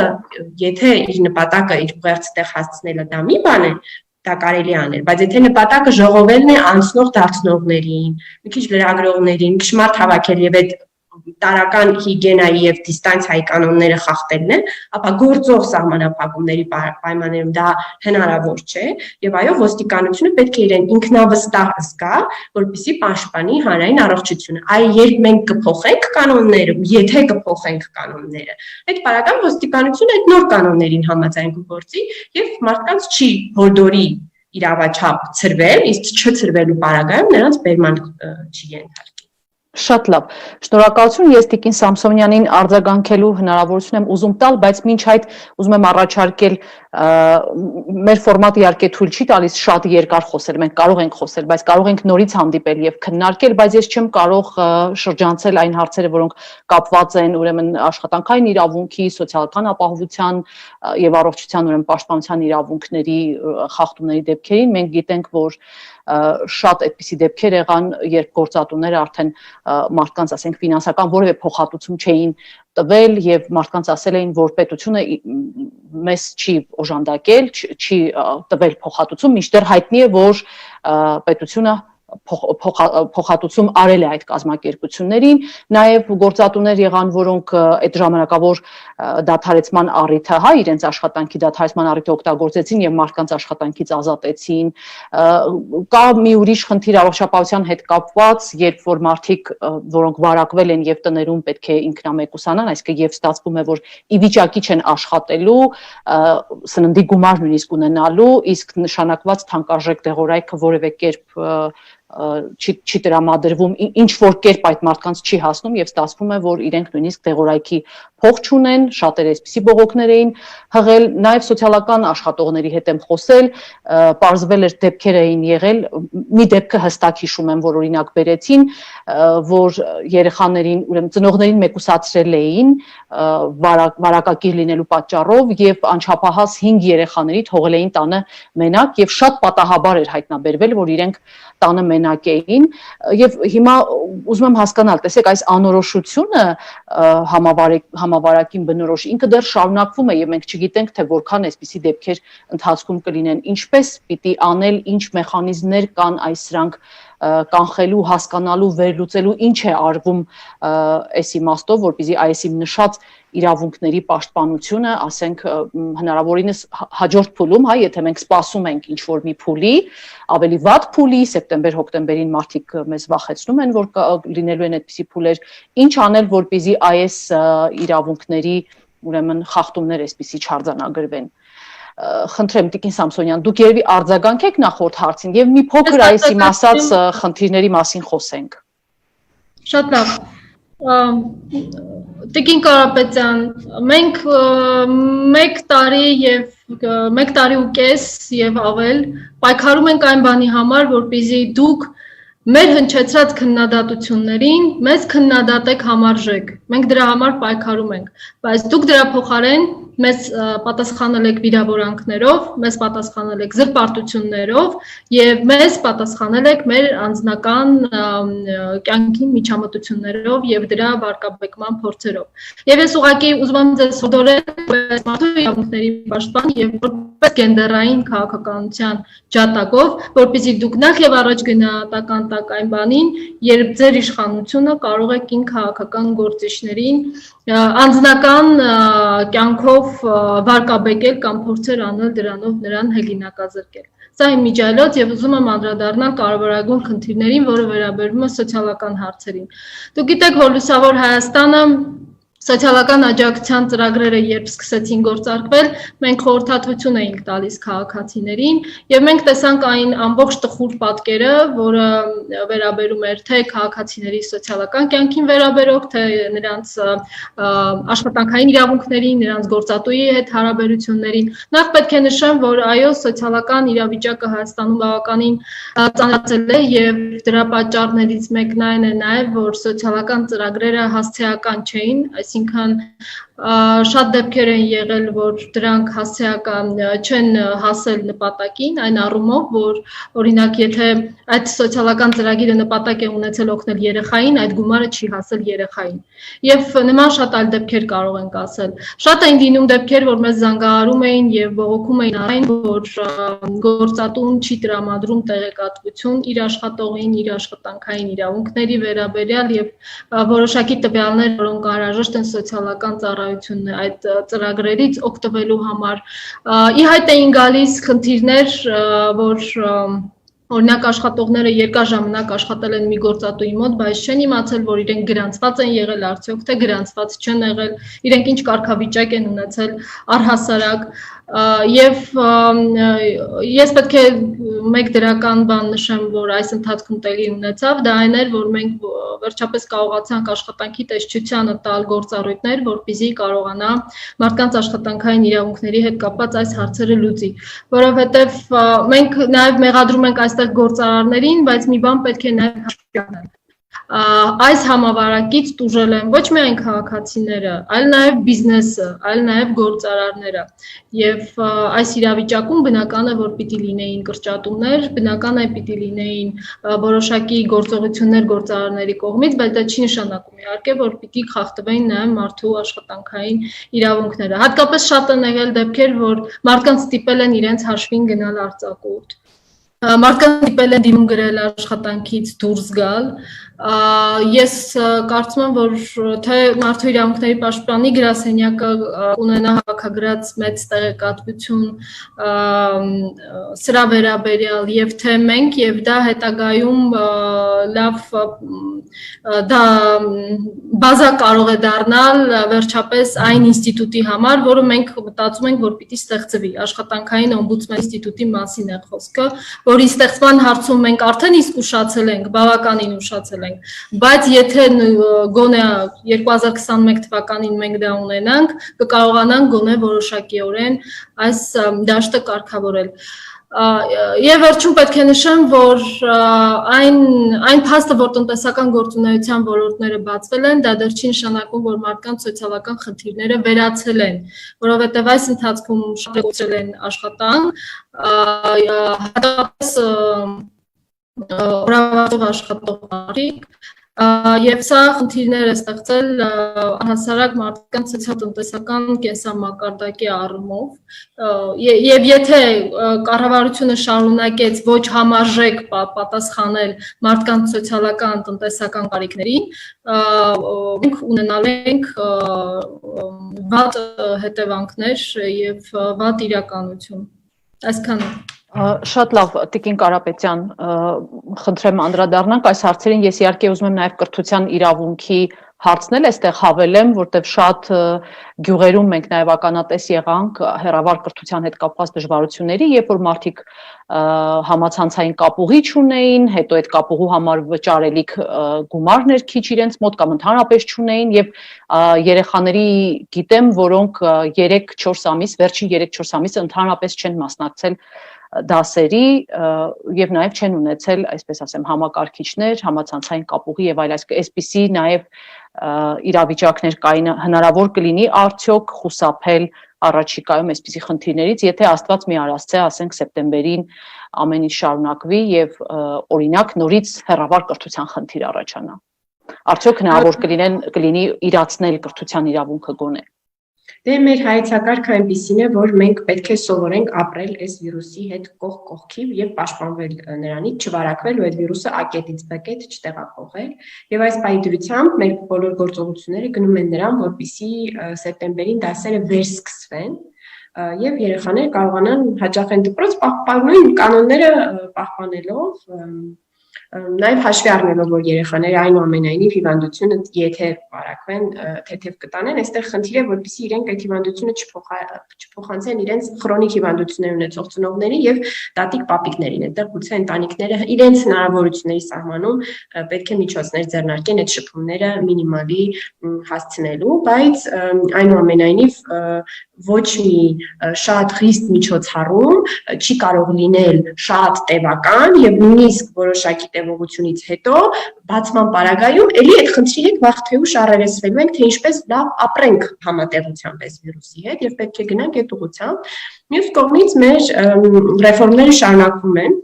թեկուզ ոստիկանության առումով, այս պայդրությամբ այդ մրցույթն է ընթանում ոստիկանական համակարգը համալրելու, նոր կադրերով նրանց վերապատրաստելու, շատ այլ ռեֆորմներ նույնպես իրագործում են, օրինակ այս համաճարակի պայմաններում ակնբախ դարձավ եւս մեկ անգամ մեր չգրանցված աշխատողների խնդիրը, ինչքան դժվար է պետության համար տեղորոշել ու հասցեական դարձնել օգնությունը եւ միևնույն ժամանակ չխրախուսել այդ պրակտիկաները, այսինքն անդադար մարդկանց չսովորեցնել անօգնական լինել եւ նրանց մի կիլո բրինձ եւ 1 լիտր ձետ բաժանել եւ խրախուսել, որ նրանք շարունակեն մնալ չգրանցված աշխատողներ, այս ուղղությամբ շատ կարեւոր է, որ ազդակ լինի, որպեսզի մեր քաղաքացիները նույնպես իրենց կողմից իրենց ուժերի ներածի չափ պայքարեն իրենց աշխատանքային իրավունքների համար եւ պահանջեն, որպեսզի իրենց արժանապատիվ աշխատանքի իրավունքը իրացվի։ Կարծում եմ, որ մենք պետք է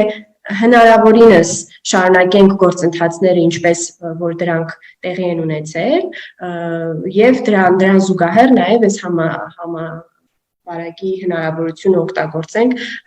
որպես խթան, որպես հավելյալ ճնշում թեկուզ, որպեսզի այդ ռեֆորմները ընթանան ճիշտ ուղղությամբ եւ ընդհանուր առմամբ մեր հանրությունն ու պետությունը դարձնեն ավելի դիմացկուն նման մարտահրավերների նկատմամբ։ Իսկ Տիկին Սամսոնյանի ասացի կապակցությամբ պետք է ասեմ, որ այստեղ կրկին համաժեքության խնդիր մենք ունենք։ Հնարավոր չէ, որ դուք անբռնազբոսիկ կերպով մեղադրեք ինչ-որ մեկին նրա ընտանիքի անդամների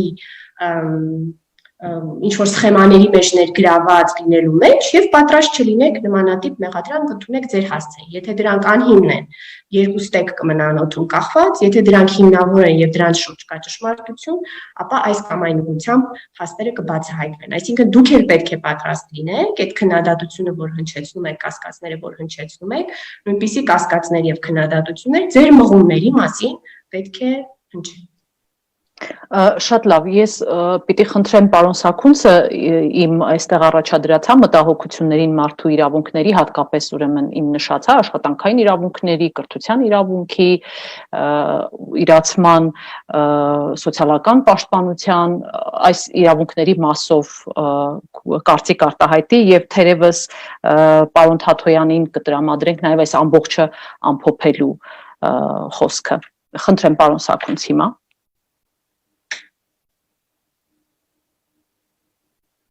Պարոն Սաքունց, մենք ձեզ չենք լսում։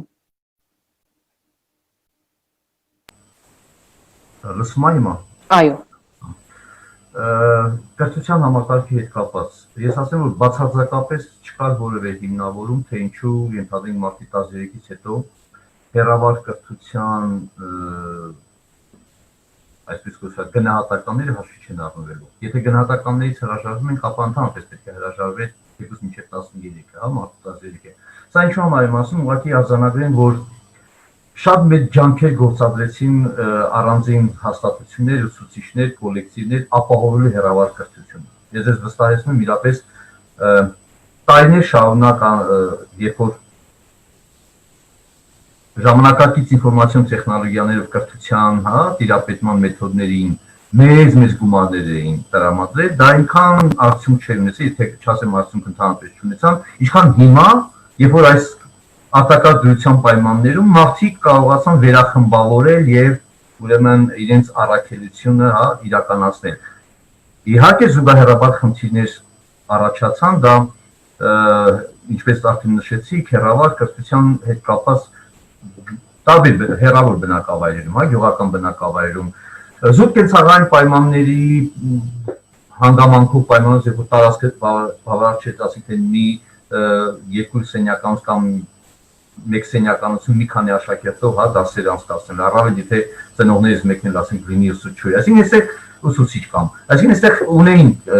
օբյեկտիվ խնդիրներ, բայց միաժամանակ ջանքերը, ես այստեղ շատ կարևոր մարդկանց ջանքերի գնահատումը, հասկանում եք ոնց, այսինքն այնքան պետք է սա ստեղծագործական այդ մղումները մարտահրավերը որպես սեփականը ընդունելու եւ այդ պայմաններում լուծելու այդ միտումը եւ այդ ձգտումը պետք է անպայման կարևորվի, որպեսզի հետո խնդիրներ լուծենք։ Եվ կարծում եմ, որ այն բոլոր ձգտումները, որ սեպտեմբերին պետք է սկսել, ուրեմն կրթությունը, չգիտեմ, արկա եւ այլն, պետք չի շտապել, մենք ունենք բավական լայն արդեն մեր սեփական փորձը, իմ համոզմամբ մարտ, ապրիլ, մայիս, հունիս արդեն 4 ամիս արդեն բավարար փորձ է, որպեսզի մենք կարողանանք իմի բերենք։ Եվ ես առաջարկում եմ, որպեսզի իմի բերենք, թե այս արտակարգ դրության նման համավարակի կանխման նպատակով արտակարգ դրության այդ իրավական ռեժիմի ընթացքում ինչ բնույթի խնդիրներ ենք մենք ունեցել։ Եվ ամառվա ամիսները իհարկե օգտագործենք, որպեսզի կրթության հետ կապված հատկապես խնդիրները ուրեմն լուծենք կազմակերպական բնույթի, տեխնիկական բնույթի, ի վերջո խնդիրների ինվենտարիզացիան ենք, գույքագրում անենք, թե ինչ պետք է լուծել, որտեղ ընդամենը ունենք ըստ էության 2 ամիս, եւ այդ 2 ամսվա ընթացքում եթե լինելու է հեռավար, ապա ինչ պետք է լուծել, ինչ խնդիրներ պետք է լուծել, որպեսզի հեռավար կրթությունը սեպտեմբերից սկսելու դեպքում ապահովված լինի, որտեղ մեր ապագան իրապես կրթության բնագավառի մեջ է։ Հաջորդ աշխատանքային իրավունքների հետ կապված իրապես գործատուները իրենք նույնպես խոցել են, բայց այստեղ պետք է ասեմ, որ շատ գործատուներ նաև չարաշահում են, այսինքն այստեղ գործատու պետություն, քաղաքացի այս երրակի մեջ մի իհարկե հիմա բավական ակտիվ աշխատում ենք աշխատանքային օրենսգրքի հայեցակարգի ուղղությամբ, չնայած մենք մեր առաջարկությունները ներկայացնենք, որ ոչ թե աշխատանքային օրենսգրքի լինի, այլ ընդհանրապես աշխատանքային հարաբերությունների, բայց բոլոր դեպքերում կարծում եմ կորոնավիրուսի համավարակը որոշակի ճշտումներ արել է եւ այն միտումը, որ պետք է աշխատանքի պետական տեսչության հետ կապված, այն ամբողջական չնայած հիմա փոխել օրենքի դիազորության վերականգնել են, այնուամենայնիվ որոշակի գործընթացներ արագացնել։ Խոսքը վերաբերում է բարեփոխումներին, այո, համաձայն եմ, որ բարեփոխումները պետք է շարունակել, բայց բարեփոխումները չի արմատական փոփոխությունը, որ ուշացվեց, եւ պետք է կորոնավիրուսի հետ կապված համոզում ենք, որ համակարգային բնույթի խնդիրները պահանջում են շուտափույթ լուծումներ։ Եթե բնականon կամ սովորական ռեժիմով կարող ենք ինչ-որ, չգիտեմ, հույս ունենալ 1 եւ 2 տարի եւս այլ բան անենք, հանգիստ ռեժիմով, ապա կներեք հիմա այդ ռեժիմի ժամանակը չկա եւ այդ ժամանակի հույսը չկա։ Պետք է բավական լուրջ համագործակցել միջազգային կազմակերպությունների հետ։ Պետք չի գտնվել այդ մոնիտորինգի տակ գտնվելու այդ դիրքորոշման մեջ, ընդհակառակ շատ ավելի ակտիվ համագործակցել, թե ֆինանսական, թե ինստիտուցիոնալ, թե մասնագիտական, թե տեխնիկական կարողությունների, ուրեմն զարգացման տեսակետից, թե իրավական համակարգի, այսինքն այս կորոնավիրուսը ճիշտ է ինքը սահմանափակումներ մտցնում է, բայց չպետք է մտցնի հաղորդակցության եւ տեսակետների համագործակցության, ուրեմն այդ դրանց կասեցմանը։ Ես ասում եմ շատ ակտիվ պետք է լինել նաեւ այդ միջազգային համագործակցության հարթակում, իհարկե այսքանը եւ ես բայց առաջարկի որպեսզի այս մի հաղորդմամբ չսահմանափակվենք, ավելի երևի թե մանրամասն քննարկենք։ Մի հատ իմի բերենք, ի վերջո, ինչն է ստացվել, ինչը չի ստացվել, ինչու չի ստացվել, ինչ պետք է անել, որպեսզի մարդու իրավունքների հետ կապված այս մարտահրավերներին, որը մեր փորձի հիման վրա բացահայտեցինք, առնվազն, եթե ուրիշ երկրների փորձին այլևս ուշադրություն չենք դարձնում, կամ գտնում ենք, որ մենք ենք ամենալավագույն փորձ ունեցողը, ապա այնուամենայնիվ իմի բերենք եւ որոշենք լուծումներ գտնենք։ Սա իմ հիմնական առաջարկը, այսինքն ոչ թե միայն արձանագրենք, այլև գտնենք, թե ինչ ճանապարհներով պետք է իրավիճակը փոխենք։ Շատ լավ։ Շնորհակալություն։ Շատ լավ։ Կրթության իրավունքի մասով Տիկին Սամսոնյանը նկատառում ունի, լսենք շատ կարճ, եթե կարելի է Տիկին Սամսոնյան եւ արդեն լսենք պարոն Թաթոյանին։ Այո, երկու նկատառում անեմ, որ հեռավար կրթությունը իհարկե մեզ համար մարտահրավեր էր, բայց այն միաժամանակ նաև չի կարող փոխարինել նորմալ բնականon կրթության գործընթացին, որը անպայման պիտի վերսկսվի սեպտեմբերին,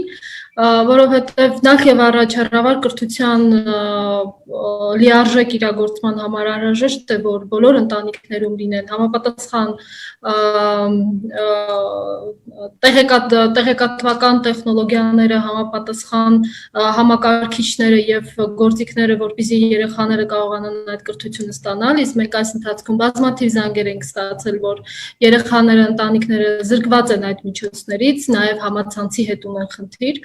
Մենք դիտարկում ենք դա միայն քաղաքների մակարդակով, բայց մենք չպիտի մոռանանք, որ մենք ունենք մարզերում գյուղեր, համայնքներ, որոնք միջև այսօր ունեն այդ խնդիրը։ Եվ երկրորդը, որ հեռավար կրթության արդյունավետությունը խիստ գցեց այն, երբ նախարարը որոշում կայացրեց, որ հեռավար կրթության արդյունքները չպիտի գնահատվեն։ Սա խիստ նվազեցրեց մասնակցությունը երեխաների կրթական այս հեռավար պրոցեսներին եւ սա իմ կարծիքով շատ սխալ որոշում էր։ Եվ վերջում մեկ նախադասությամբ նորից Տիկին Կարապետյանին պիտի արձագանքեմ։ Տիկին Կարապետյան, ձեր պատասխանն ինձ ուղղված ցույց տվեց, որ դուք համաժողովրդության կանոնը վերագնահատելու խնդիր ունեք։ Այսքանն է, շնորհակալ եմ։ Շատ լավ, միգուցե այնուամենայնիվ այս ուրեմն քաղաքական նետերը, ավելի շատ քաղաքական բնույթի նետերը մենք հանգիստ թողնենք, պարոն Թաթոյան, առաջարկում եմ, տեսեք մենք բավական շատ խախտումներ թվարկեցինք այստեղ եւ վստահ եմ, որ այդ խախտումներով դուք նաև բողոքներ եք ստացել բազմաթիվ, ձեր կարծիքով ինչ պիտի անել, որպեսզի բացի պարոն Սարգսյանի ասած, այդ գույքագրումը, այսպես ասած, մեր խնդիրների, որպեսզի հստակ լուծումներ ունենանք, թե ինչպես չկրկնել, կամ ինչպես թույլ տալ, որ մարդիկ իրացնեն այդ իրավունքը, կամ ինչպես թույլ չտալ, որ օրինակ գործատուները չարաշահեն արտակարգ դրության պայմաններում կամ այս սահմանափակումների պայմաններում իրենց ուրեմն իրավունքները, պայմանագրային իրավունքները։ Շնորհակալ եմ։ Ես ուզում եմ նախ ասել, որ տեսեք, այս քննարկումներ վերհանեց որքան շատ են հարցերը։ Դա օբյեկտիվ է, որովհետև այս վիրուսի հետևանքները ազդել են մեր ողջ կյանքի բոլոր ոլորտների վրա։ Մենք չունենք հավանաբար մի ոլորտ, որտեղ այս վիրուսը իր բացասական հետևանքները չի թողել։ Դրա համար ես կարծում եմ այս քննարկումը, տեսեք, առաջարկը լավն էր, գործընկերներից մեկը առաջարկեց, որ էլի անենք նման քննարկումներ, բայց ինչ նպատակով, որ այս քննարկումները կարևոր են հանրային իրազեկման եւ այլ նպատակներով, բայց որ լինեն մասնագիտացված ուղղություններով, այսինքն օրինակ վերցնենք մի ոլորտ, ենթադրենք ապակ հաստատություններ, մի անգամ աշխատանքային իրավունքներ եւ այլն, որպեսզի մանրամասն քննարկենք եւ կարծում սա կարող է լավ սկիզբ լինել հետագա քննարկումների համար կամ այլ մասնակիցների մասնակցությամբ։ Եվ գիտեք, չափազանց կարևոր է հարգանքով, ամենայն հարգանքով մեր գործընկերների նկատմամբ չափազանց կարևոր է նման հարցերին մոտենալ հատուկ շեշտում եմ, բացառապես ապաքաղաքական սկզբունքով։ Որ պահին քաղաքականությունը մտավ այս խնդիրների մեջ, մենք պետք է մոռանանք արդյունավետության մասին։ Վստահաբար եմ ասում, որովհետև հիմա ես նկատի ունեմ կոնկրետ մարդկանց կոնկրետ իրավունքներ, որովհետև մենք գործ ունենք մարդկանց հետ, ովքեր ամեն օր, ամեն պահ, ամեն րոպե, ամեն ժամ բախվում են խնդիրների։ Հետևաբար չափազանց կարևոր է, որ մենք հենց այդ տեսանկյունից էլ մոտենանք։ Օրինակ մեր աշխատակազմը հենց այդ ամեն րոպե, ամեն պահ, այսպես նաև այդ մարդկանց հետ է նաև այդ մարդկանց հետ է ամենօրյա շփման մեջ, այսպես ասեմ, իհարկե մեր գործընկերներն էլ, բայց այդ մասնագիտական մոտեցումներն են, որ մեզ կօգնեն ճիշտ վերհանել բոլոր խնդիրները եւ համատեղ դրանց դեմ պայքարել։ Հիմա մի քանի օրինակ ես բերեմ։ Տեսեք, մի քանի օրինակ բերեմ, որը վերաբերում է համակարգային, այսպես բնույթ նշանակությանը, մի քանիսն էլ, որը վերաբերում է կոնկրետ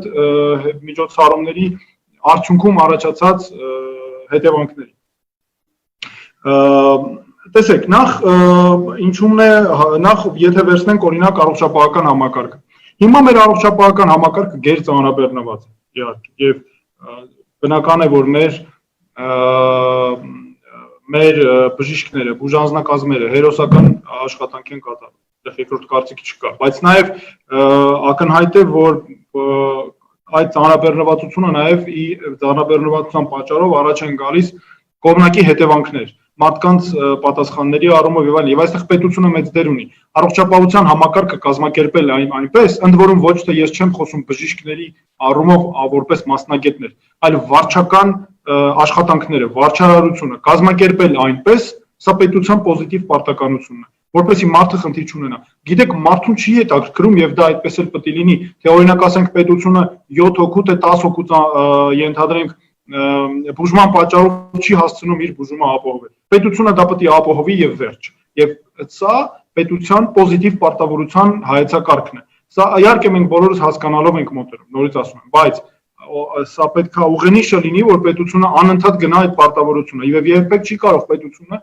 մարդուն պատճառված իրավունքի առումով խնդիրը արդարացնել, չակերտում այսպես ասած, այն առումով, որ ծանրաբեռնված է օրինակ պետական ապարատը, սա առհասարակ եմ ասում։ Գիտեք, որևէ միջազգային կառույց, որևէ ատյան հետագայում դա հաշվի չի առնելու, միշտ էլ նշվելու է, որ գիտեք ինչ կա, բարի լինեիք, գնայիք ուժեղացնեիք ձեր համակարգը, արագ վերլուծեիք եւ փորձեիք հասկանալ խնդիրները եւ այլն։ Մյուս առումով եւ այդ առումով ուզում եմ ասել, որ օրինակ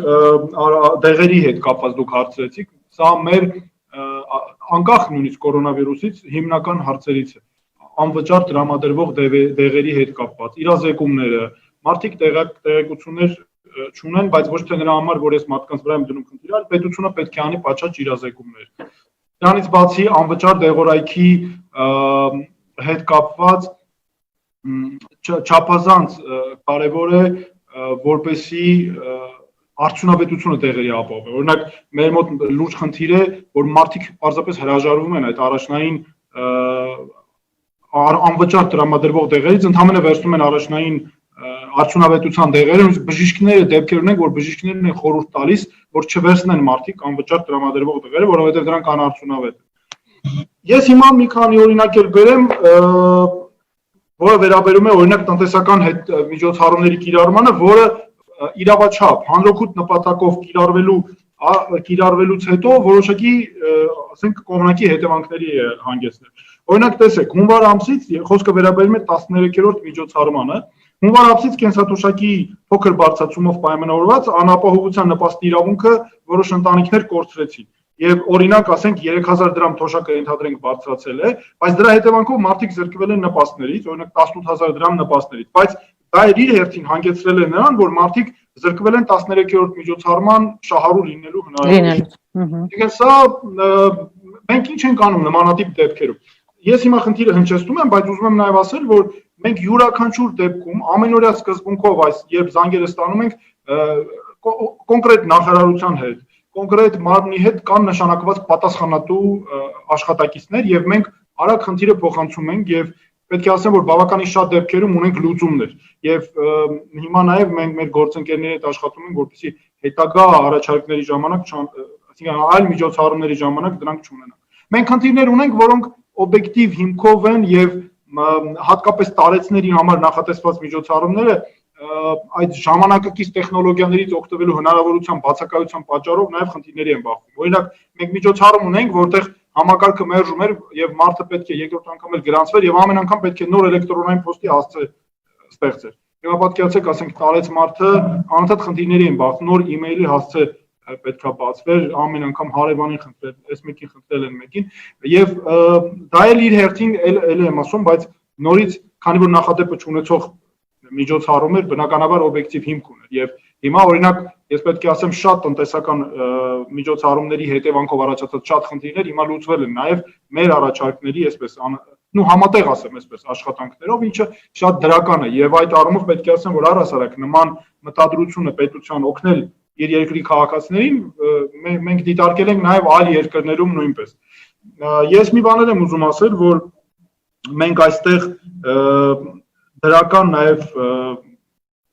այն առումով մեր աշխատակազմի աշխատանքի առումով, որ ես ուզում եմ նախ շնորհակալություն հայտնել եւ ընդգծել ոչ միայն բուժազնակազմերին, այլ մյուս ծառայություններում ընդգրկված մեր մասնագետներին, օրինակ ոստիկանները, օրինակ արտակարգ իրավիճակների նախարարությունը, տեսչական մարմինների աշխատողները եւ այլն։ Գիտեք, որքան էլ խնդիրներ լինեն, այո, մենք քննադատենք եւ խնդիրներին կոնկրետ դեպքերով, բայց պետք է ընդգծել, որ այդ մարմիններում էլ միշտ էլ եղել են եւ կան արժանապատվություն ունեցող մարդիկ, իրենց ծառայությանը նվիրված մարդիկ եւ նաեւ նրանց աշխատանքի շնորհիվ է, որ մեր խնդիրները այսպես մենք հնարավորություն ենք ունենում մեր խնդիրները հաղթահարելու արդյունավետությունը բարձրացնել։ Եվ իհարկե այստեղ այսպես ժպիտով պետք է ասեմ, բայց ճիշտ բան եմ ասելու, որ անարդար է նաեւ այն, որ մեկ թվում է մեր աշխատակազմի աշխատանքը հանրային դաշտում շատ չի նշվում, բայց ես ասեմ, որ 24 ժամյա սկզբունքով 7 օր մարդու իրավունքների պաշտպանի աշխատակազմի աշխատողները աշխատում են թեւ-թեւի տված մեր մասնագետների հետ եւ ես այդ օրինակը բերելով ուզում եմ ասել, որ այս համաճարակի, ներողություն, համավարակի հետ կապված հարցերը մենք կարող ենք հաղթահարել միասնաբար գործելով։ Դրա համար եւ ամփոփելով խոսքս նորից ուզում եմ դիմել մեր հայրենակիցներին, մեզ լսողներին, որ մենք պետք է պահպանենք այս վիրուսի կանխարգելման կանոնները։ Դա գիտեք, մենք պետք է նկատի ունենանք, որ մենք պարզապես մտափրկում ենք օգնում ենք մեր հարազատին, մեզ համար թանկ մարդու, մեր ընկերոջը։ Եվ ի վերջո մենք նաեւ ինքներս մեզ որպեսզի օր առաջ այս մարտահրավերների ձեռքից դուրս գանք եւ բնականon այսպես հունով շարունակենք մեր ճանապարհը, մեր կյանքը, ոնց որ միշտ եղել է եւ մի լրացուցիչ առիթ ունենանք մի նոր հաղթանակի տոն սահմանելու համար։ Շնորհակալ։ Շատ լավ, շնորհակալ եմ, ձեր առաջարկները բավական հետաքրքիր էին մեզ համար,